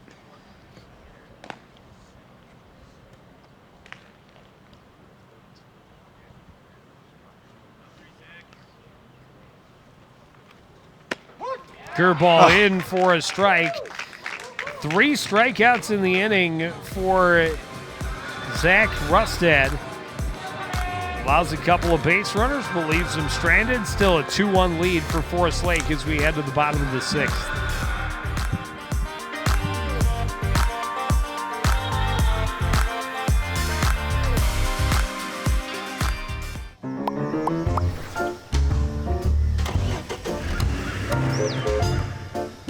Any vehicles left outside on your property must be in operable condition and parked on an improved surface with current registration displayed. And repairing or dismantling vehicles outside is a violation of city code. For more information on this and other city codes, log on to coonrapidsmn.gov.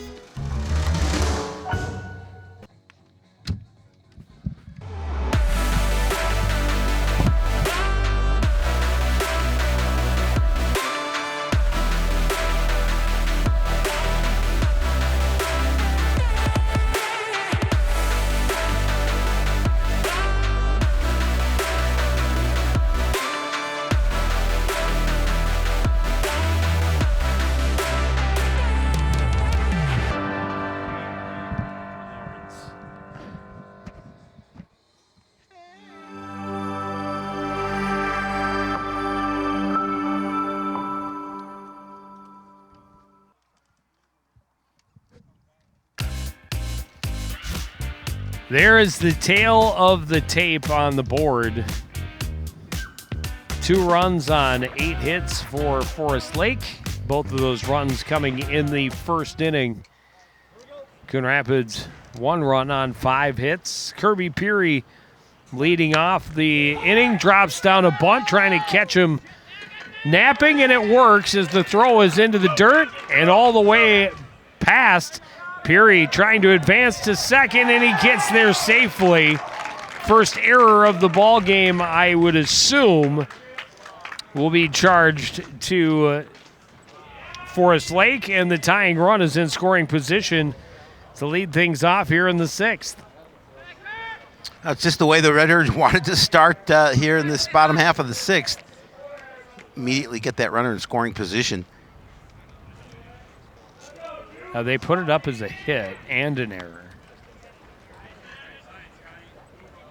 So they're saying it was an infield single on the bunt, but then he advanced on the errant throw. It's generous to be certain, but either way, the tying run is in scoring position with nobody out. Good breaking pitch to start Scott Jusela out 0-1.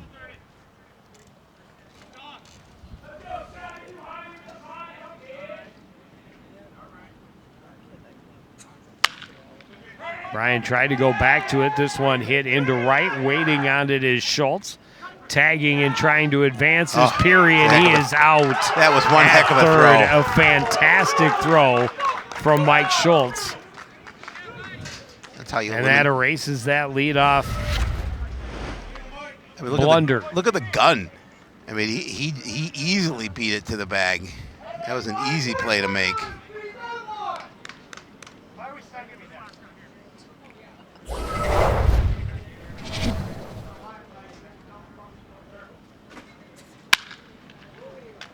See?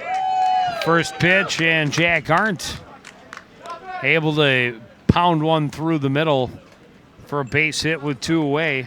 Well, they don't send him there, and that's a run. It's unfortunate. Possibly. I don't know. Possibly. Either way, you'd still have 2 on and only one out. But right. That's a moot point.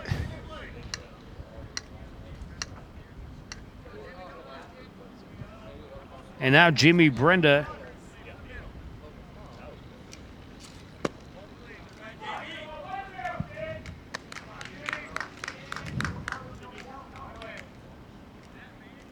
Brenda capable, putting the Redbirds right back on top, or on top for the first time, I should say, with one swing of the bat. Brian continues to nibble on that outside edge to the right-handed hitters.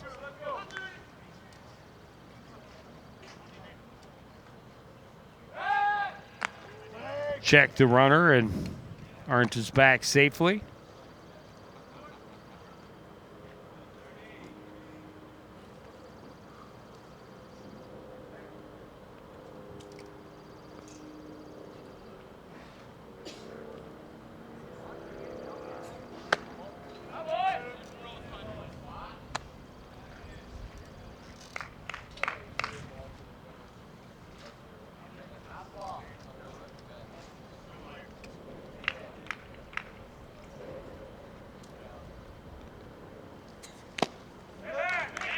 Brenda gets a piece, but can't put it into play. 2-2.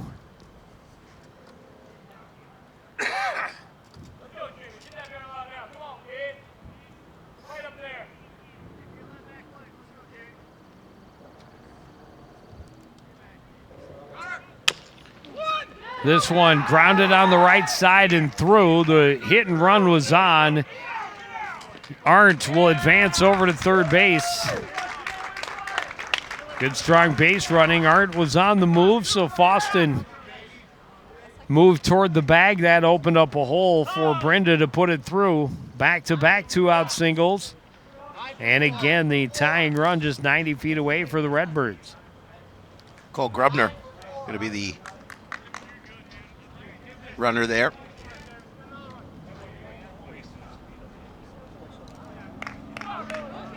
And now Justin Reeves, 1 for 2, singled and scored back in the third inning.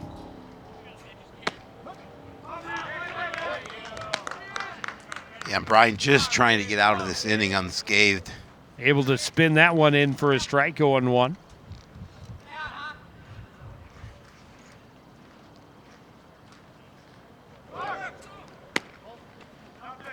fake the throw, and they'll let Grubner get over to second.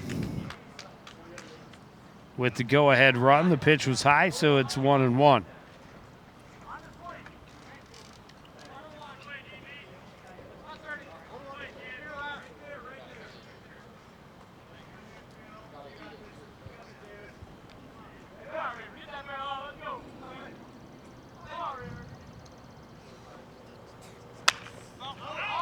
Got underneath it, spins it back out of play.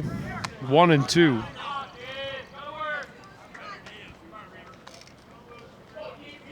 Oh, an opportunity here to keep this inning going. And most importantly, an opportunity to, at a minimum, tie it up. Single to the right spot of the outfield could definitely score two. Oh, you bet. But a good slider to get him swinging for out number 3. Redbirds leave 2 in scoring position. They trail by 1 as we go to the 7th on CTN.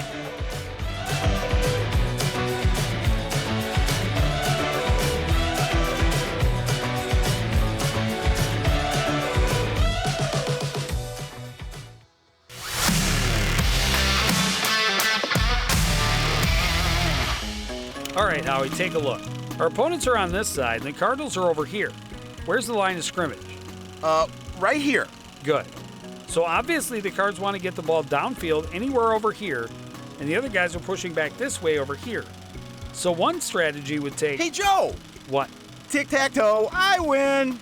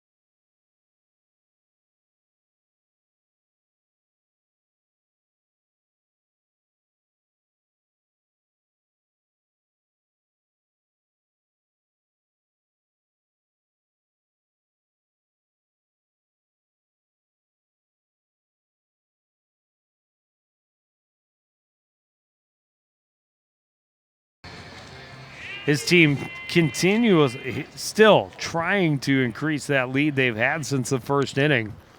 They've had runners on base in every inning this ball game, but not able to score since that first.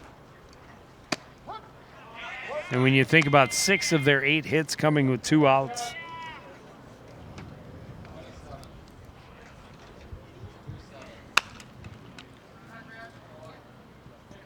and quickly, Wozniak ahead in the count 0-2.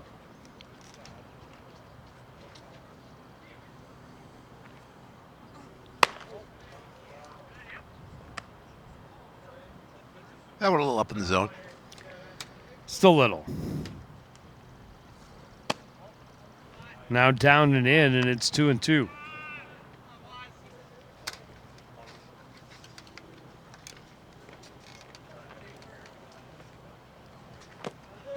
Swung on and missed. That pitch down in the dirt, but it is strike 3.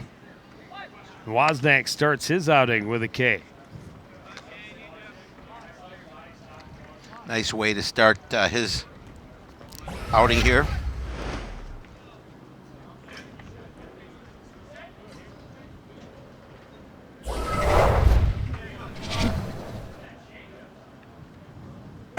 Six of the last batters have been struck out for Forest Lake.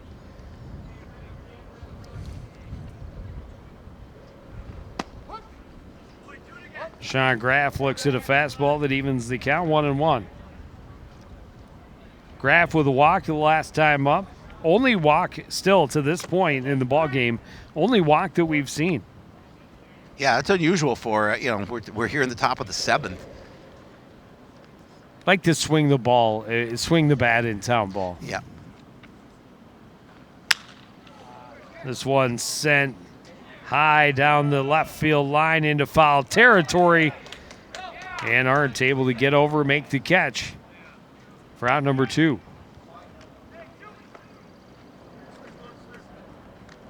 Well, a couple of relatively quick outs here for Wozniak.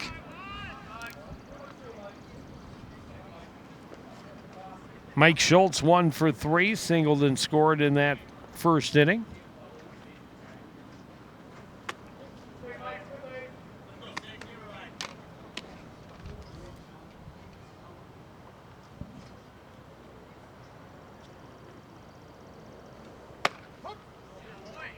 Fastball right down the middle, challenge pitch to even the count, 1-1.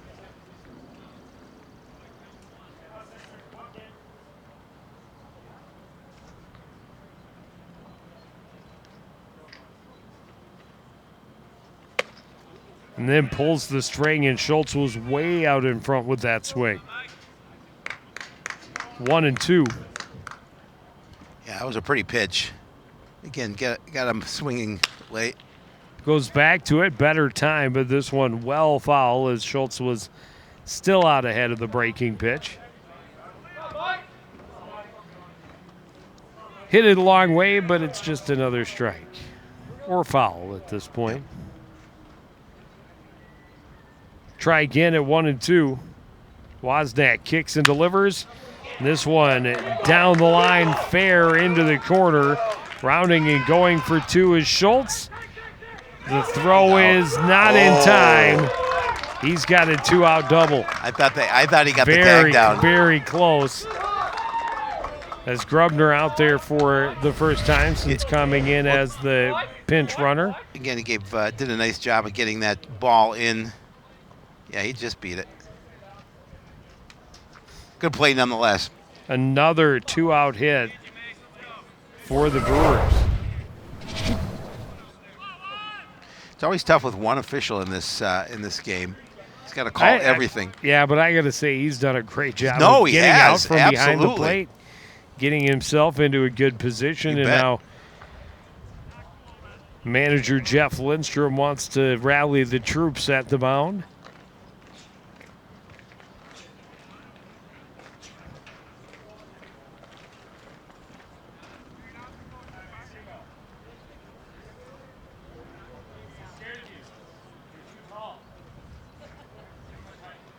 Mason Molitor just standing in the batter's box, watching and waiting. Was having a little strategy going on. Mentioned Lindstrom, Jeff Lindstrom, head coach of the Redbirds, coming out, talking a little strategy, and of course, none more than between pitcher and catcher. Mason Molitor 2 for 3. Pair of singles, a run scored, and a strikeout. Now with 2 outs and a huge courtesy run at second base.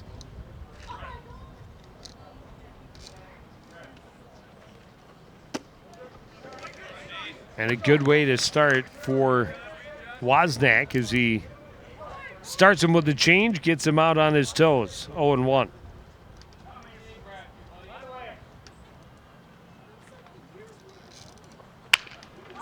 This one grounded just out of the reach of Wozniak, scooped up, and the throw in time. And that is out number 3. We go to the bottom of the 7th. Forest Lake 2, Coon Rapids 1 on CTN.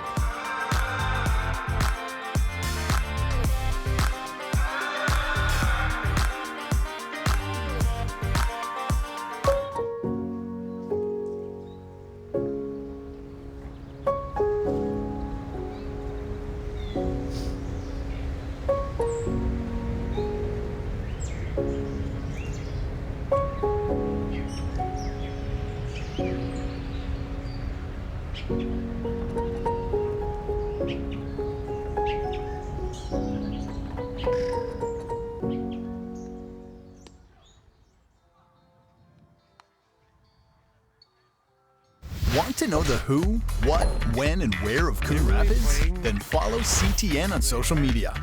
It's that simple. Whether it's Facebook, Twitter, or Instagram, keep up with local news, sports, and events. And the people who make our community such a great place to live. So give us a follow, like, share, or subscribe, and always be the first to know what's up in Coon Rapids. That's CTN, helping you stay connected.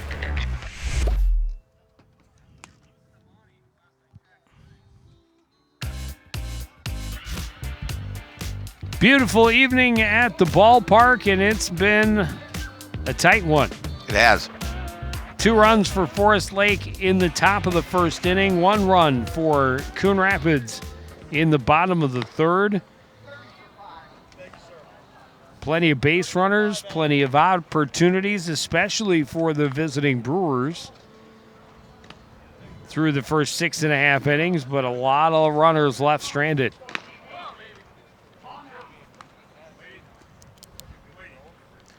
Zach White getting the opportunity to hit for the Redbirds here in the bottom half of the 7th. Zach's hitting .231 on the season as he steps to the plate.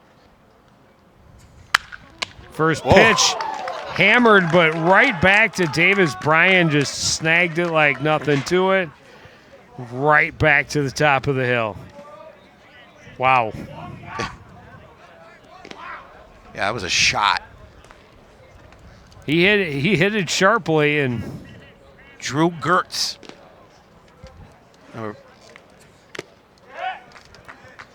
Drew comes into the game hitting .364 in 11 at-bats.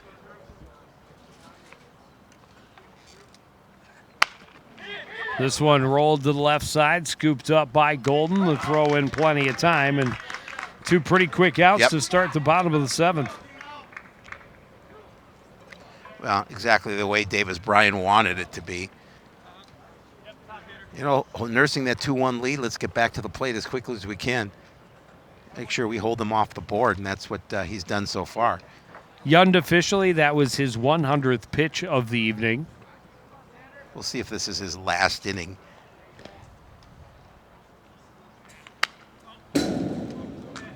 Back to the top of the order, Xander Parr, 1 for 3.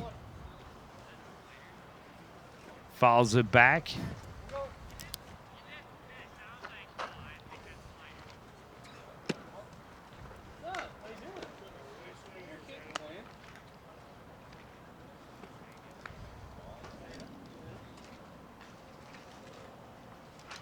Redbird's been able to threaten and get that tying run to third base a couple of different times, each of the last 2 innings. Just unable to push it across. 2-1 pitch to Parr. Hit to the right side. Easy play from Faustin to Graff for out number 3. A 1-2-3, bottom of the 7th. We go to the 8th with Forest Lake leading Coon Rapids by a 2-1 score. You're watching Metro Minny Town Ball on CTN.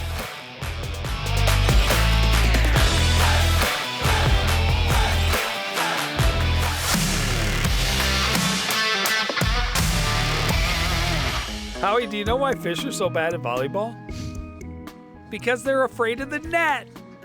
Why me? Why couldn't the volleyball player cross the road? There were too many bumps. Why was Cinderella kicked off the team? Because she ran away from the ball. I hate you.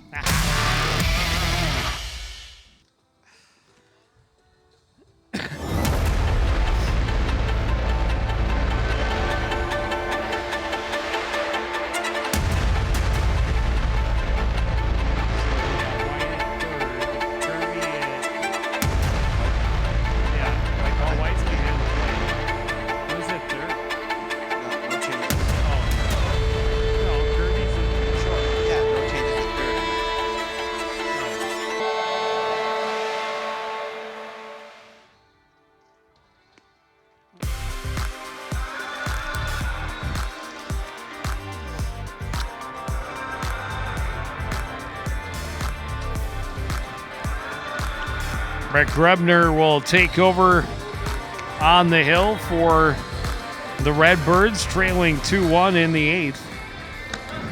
And this is his first outing of the year.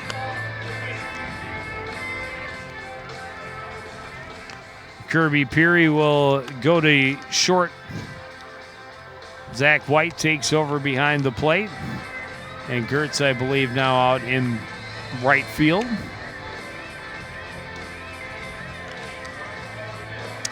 Everything else appears to be the same. Grebner had taken over at second base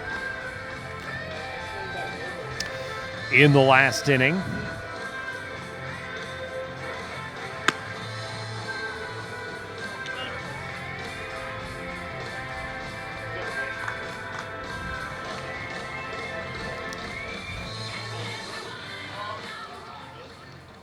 It'll be Grebner's opportunity here to see if he can get a quick inning like Brian did last.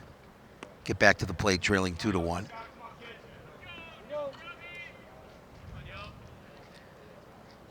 Yossi Scott, 1 for 3, had a 2-run double in the first inning. Little check swing foul.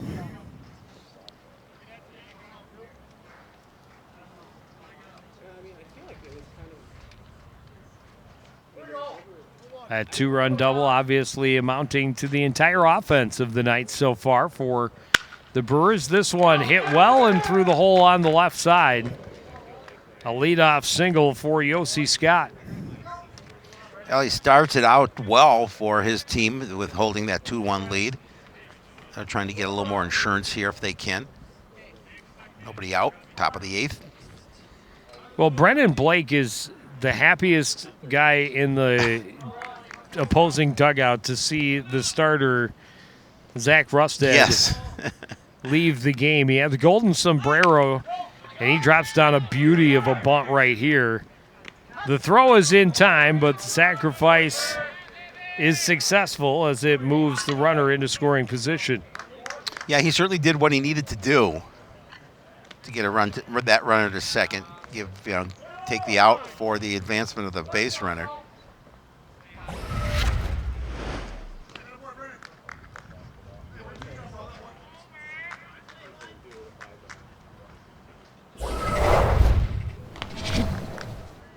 Scott moves to second. Rydell at the plate is 2 for 3. White out for a quick word with Grebner. We have 2 Grebners. I don't believe they're related. Now on the mound and at second base. Yep. Fastball up high, 1-0 to Rydell.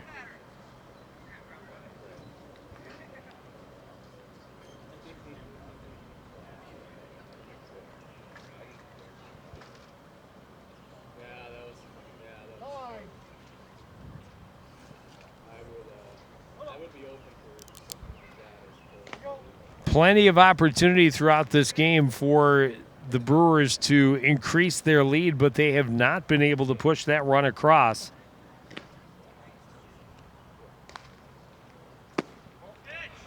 Had a runner in scoring position and all, but I think 2-0, make it 3 innings in the game.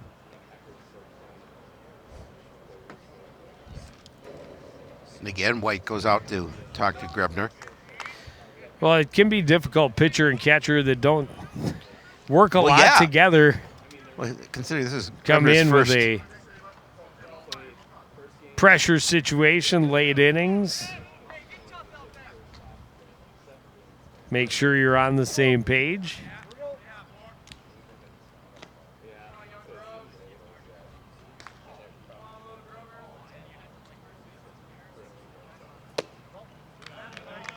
Misses down and away now 3-0.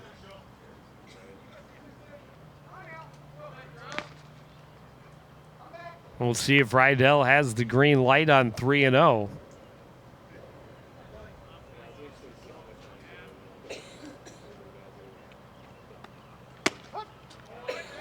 Watching all the way, that was belt high right down the middle of the plate. 3-1.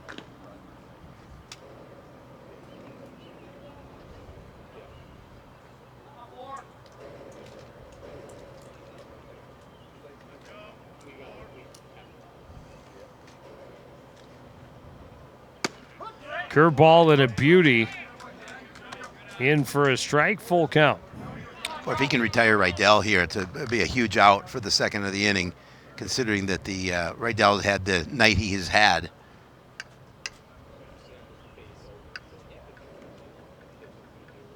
Stephen Golden on deck is 1 for 2. He was also hit by a pitch. This one off the end of the bat and out of play.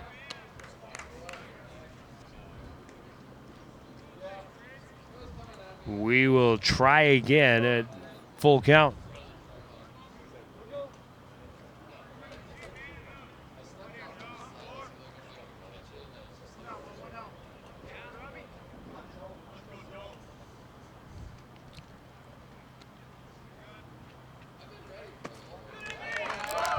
Lost him.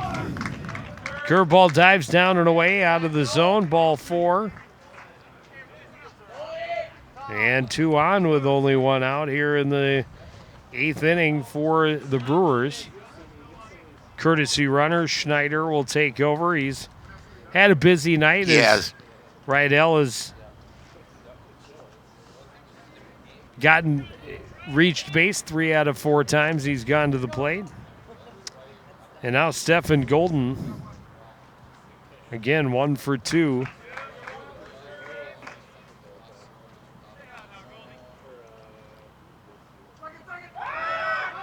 Pick off at second, and they got him. A beauty. No, they called him safe. No. Yeah? Yep. I thought I saw an out call. But No, he called him safe. new life for Yossi Scott.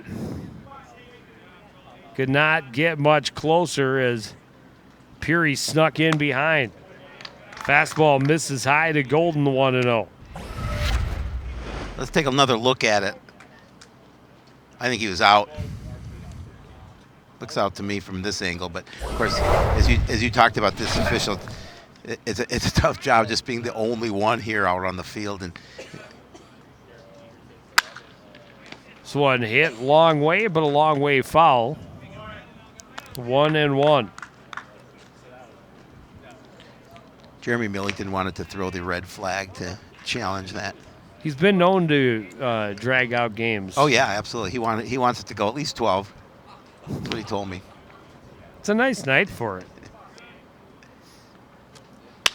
I don't know that I want to be here into the 12th inning, but if it was going to go into a 12-inning game, this would be the kind of night it should be. Yep. 'Cause it is very, very pleasant evening at the ballpark. 1-2 count to Golden.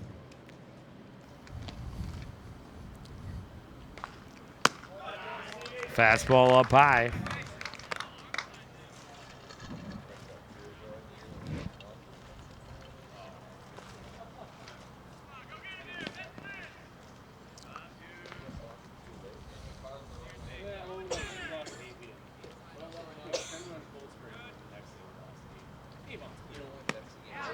Swinging strike 3, and that's a big second out. Yes, it is. For Grebner.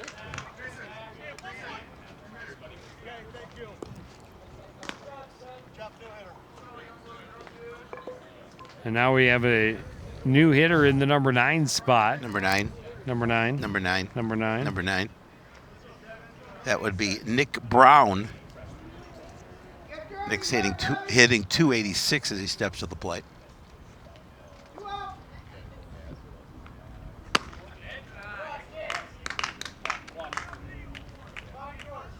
Stays steady on a fastball high, 1-0.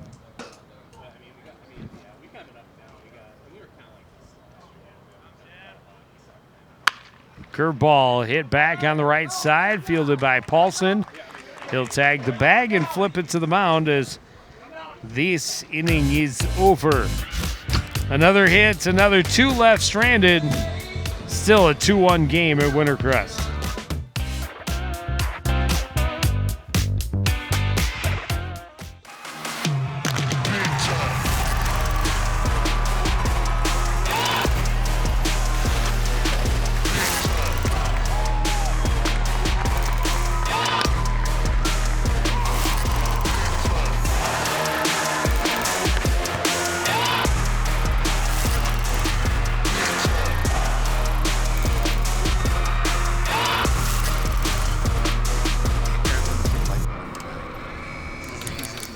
Number nine. LOL. Number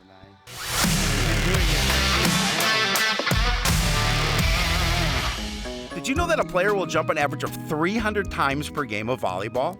Wow. And I think jumping up to go to the fridge is hard. The fastest volleyball serve was over 83 miles per hour. Yikes. If that serve were coming at me, they could have the point. All right, needed I like 2 my run inning hands. here. Yeah. They're dainty. Huh? Quick.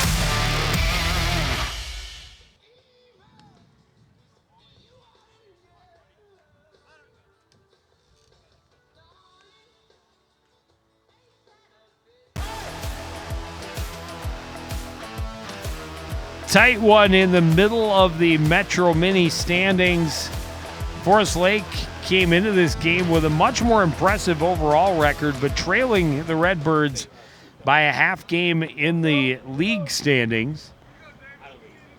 Got that 2-0 lead in the top half of the first inning, and it's been enough so far. Paulson, first pitch on a hop to Foston, over to Graff for out number 1.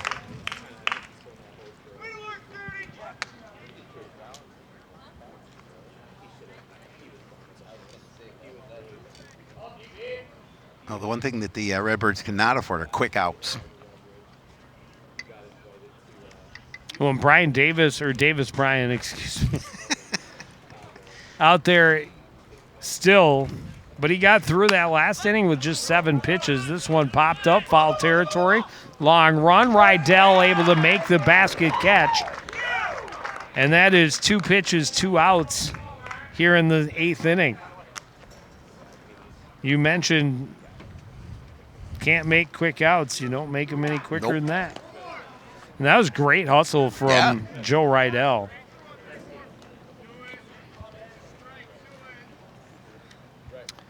And now Scott Jusela. Another look at Rydell coming over and making the basket catch. Yeah, and plenty of real estate to make that catch with. And as you mentioned, just really good hustle. Jusela 0 for 3 with a line out, a couple of fly outs. Off-speed pitch got him out on his toes, evens the count 1-1.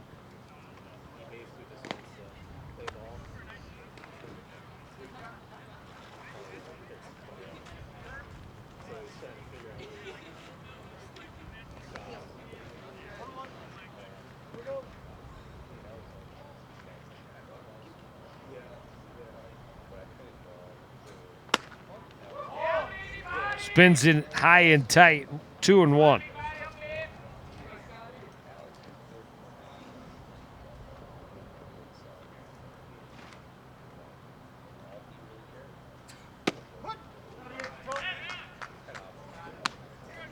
Brian returns with a fastball at the knees to even the count. It'll be interesting to see if they let Brian finish.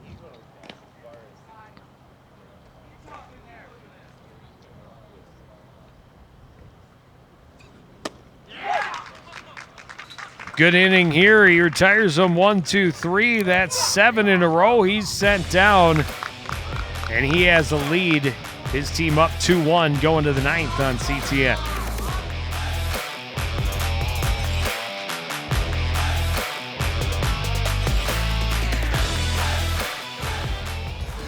As you know, CTN's on YouTube, and we're on in a big way.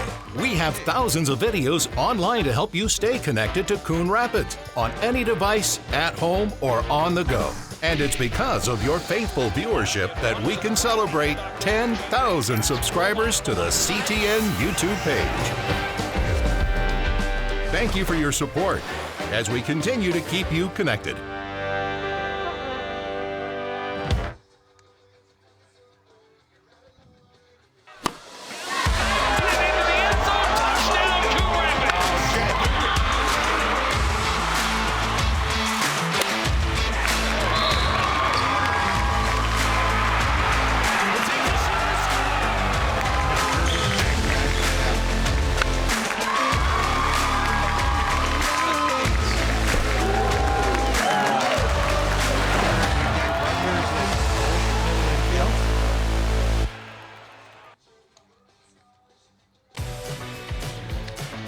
Jackson Bates will come on for the 9th inning. Grebner will slide back to the shortstop position, and Kirby Peary back behind the plate.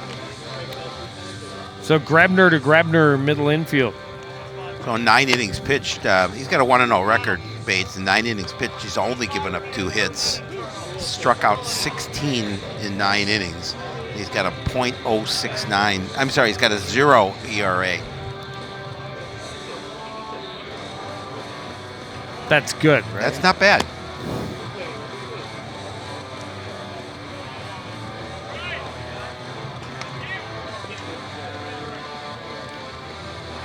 So again, the Redbirds now looking for as quick of inning as the Brewers had in the bottom of the 8th. Well, the trailing Brewers, 2-1. Brewers have not been retired in order in this ball game. Nope. However, the top of the order, which is due up here in the top of the 9th, coming up in a leadoff spot for the 4th time in the ball game of his 5 at-bats. But Brandon Rogers is 0 for 4. Hit him. And he will take a hit by pitch.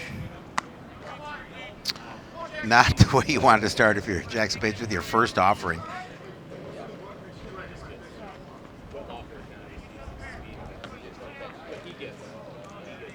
And now Sean Graff, he's 0 for 3 with a walk.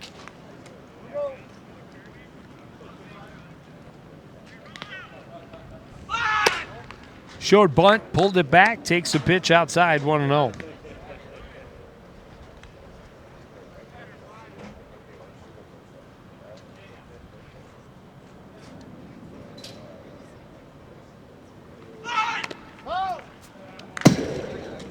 Bunted it back and foul. Evens the count, 1-1.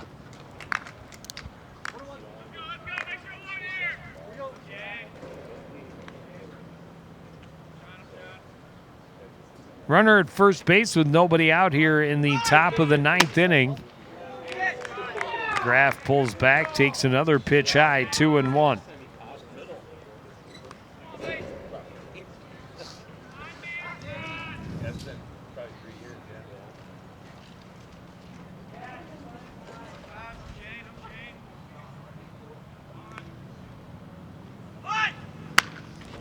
Pushes the bunt down the first base line. A little miscommunication, and the runner is safe as the ball came loose in the collision.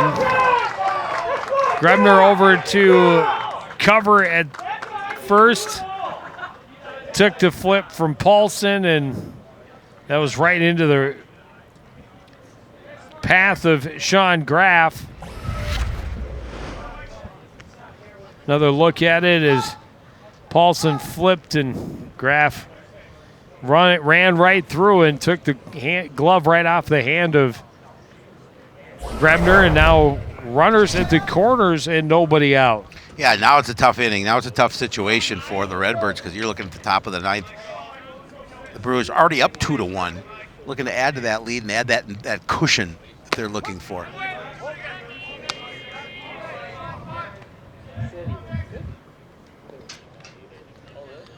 Put on the board is an error.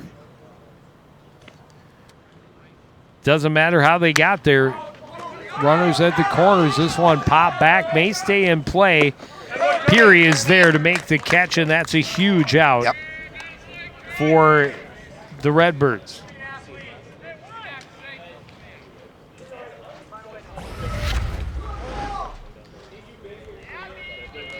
Peary just, we talked about all the room back here, and he takes advantage of it, uses it, and able to make the catch up against the fence. Mason Molitor 2 for 4. Couple of singles and a run scored as those runners at the corners still with one out. First pitch back through the middle and down for a hit. Rogers scores easily from third. It's a 3-1 lead for the Brewers.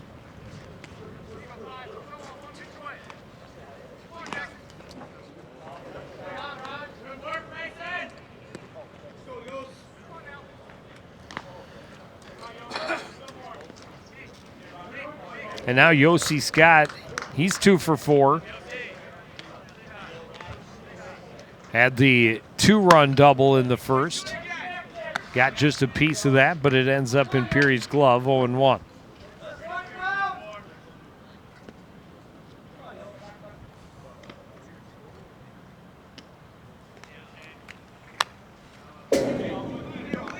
Foul back. Jammed him.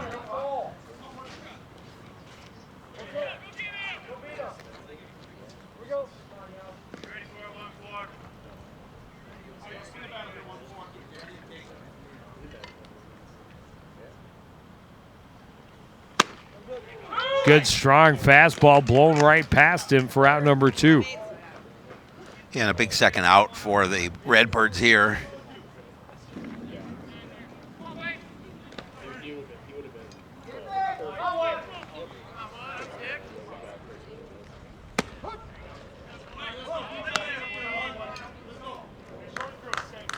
Bates has found his rhythm. He's firing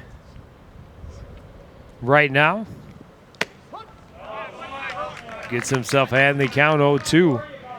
And again, Brendan Blake. It's a tough night at the plate. 0 for 3. Good sacrifice bunt last time up.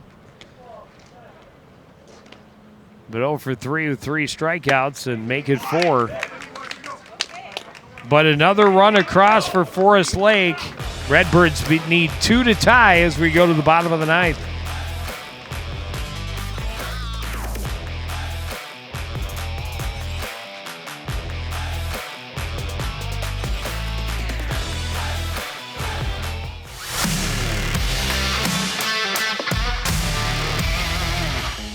All right, Joe. In high school football, the snap ends when A, the ball is moved from its place on the ground, B, the ball leaves the snapper's hands, or C, the ball touches the ground or any other player. You don't have to raise your hand, Joe. Yes, Joe? I love football.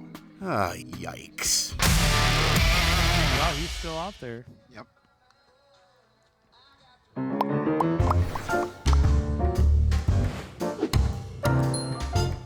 Did you know you can raise backyard chickens? But a permit is required, and there's a limit of 4 female chickens per property. No roosters or other fowl are allowed. And there are specific rules for the chicken coop and run. For more information on this and other city codes, log on to coonrapidsmn.gov.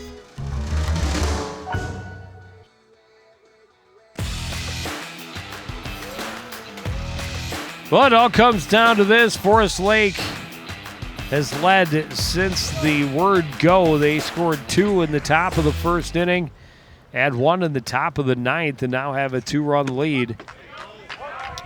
Davis Bryan still going on the hill. Yeah, I don't think he wanted to come out. Well, only 7 pitches in each of the last 2 innings. This one right back to him on a hop. Underhanded flip over to Graff, and Jack Arch is retired for out number 1. Well, yeah, and again, the start to right now, the start to another quick inning.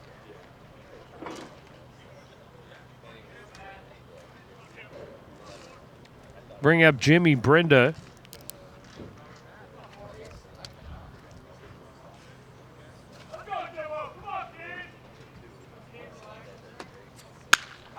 First pitch finds a hole on the left side. His second hit of the ball game.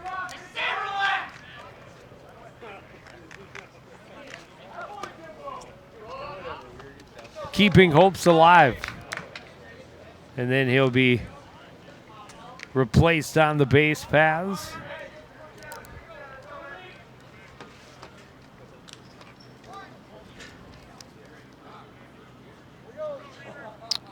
That's Cole Grubner.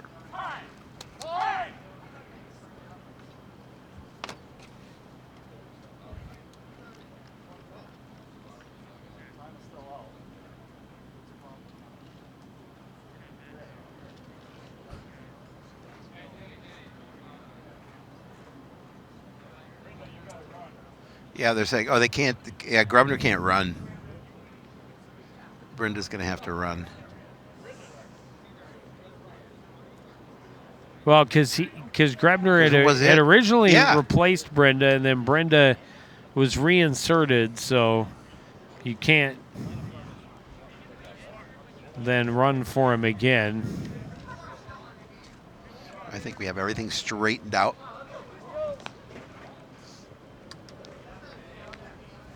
Justin Reeves at the plate, 1 for 3. Looks at a pitch down and away.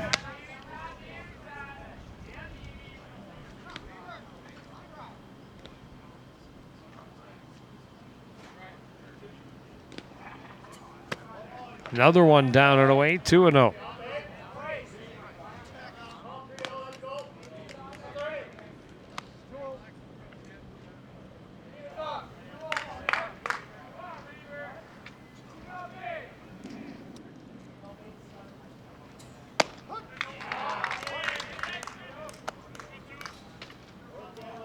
Brian put it right there for him. It's 2-1.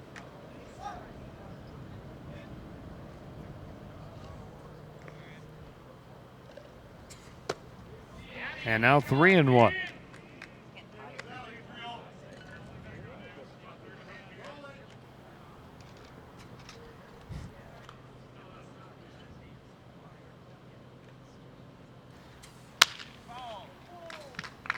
Fires that one foul, and the count goes full.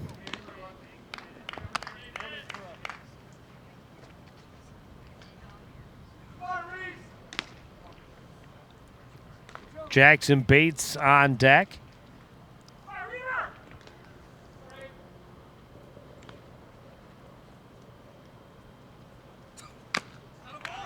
Got a piece, but it's squeezed by Rydell, and that's out number 2.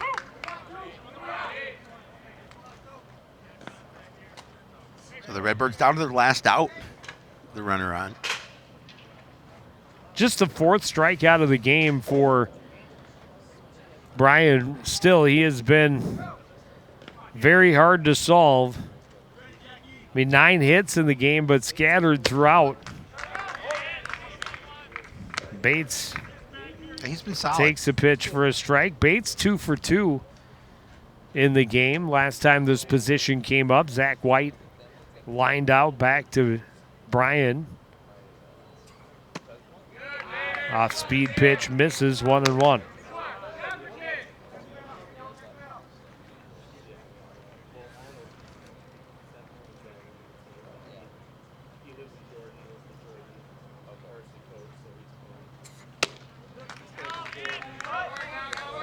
Might have been looking fastball there as he was out in front of that breaking pitch.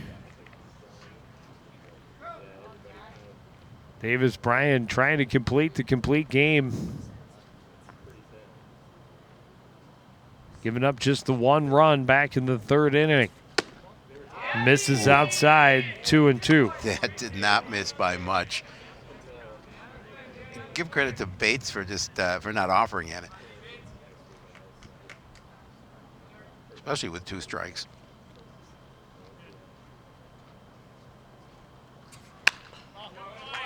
Foul back and out of play. We'll try again. Bates just trying to keep the ball game going.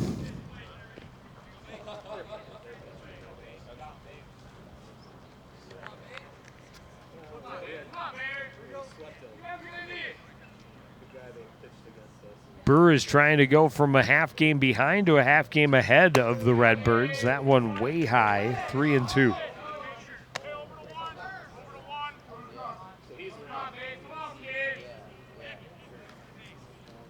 Well, we haven't seen any movement in the bullpen, obviously, and they're going to let them finish this game.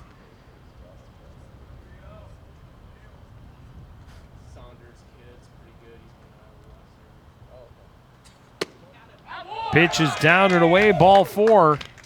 That is the first walk issued by Davis Bryan with 2 outs in the 9th inning. And it means the tying run on base for the Redbirds. As Clubbin strides to the plate. Clubbin 0 for 2. He was replaced by Gertz the last time through the lineup. Now comes up in a pressure spot. Fouls it back to the backstop.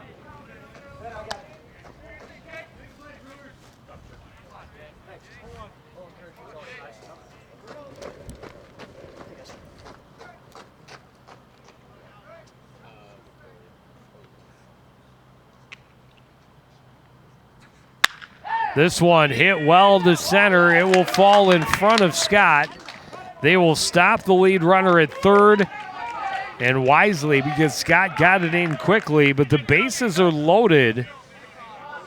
And back to the top of the order, the tying run now in scoring position for Xander Parr.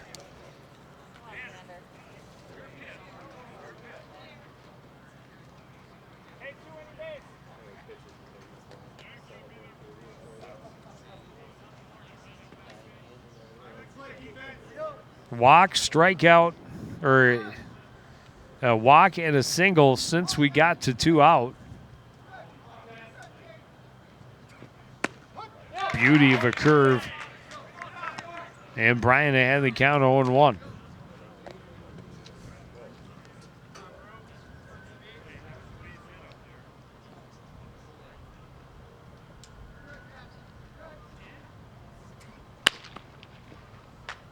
Parr got a piece, but he's behind the count 0-2. And again, Bryan within a strike of the complete game win. And the Redbirds are putting a lot of pressure on him to get that last strike.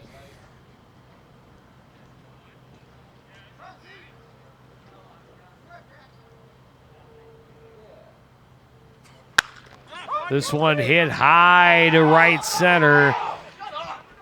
Underneath it to make the catch is Scott. And the Brewers will hold on for the 3-1 win. Yeah, you know, and give Davis Bryan a lot of credit. He went the distance, and you know, a little rough 9th inning, but he was able to get through and get the win for his squad. And that'll be their 13th win of the year. They're now 8 out of their last 10. Yeah, and 10 hits for the Redbirds. They were able to get to him that way, but not able to getting the crucial hits when they had guys in scoring position. They came up with 3 of those hits in that 3rd inning when they scored their 1 run. It's a tight ball game throughout, but the Brewers get away with the win. Again, the final score, Forest Lake 3, Coon Rapids 1. We want to thank everybody out there for joining us and continuing to support everything we do here at CTN. For the entire crew, including Howie Shapiro, I'm Joe Young saying goodnight.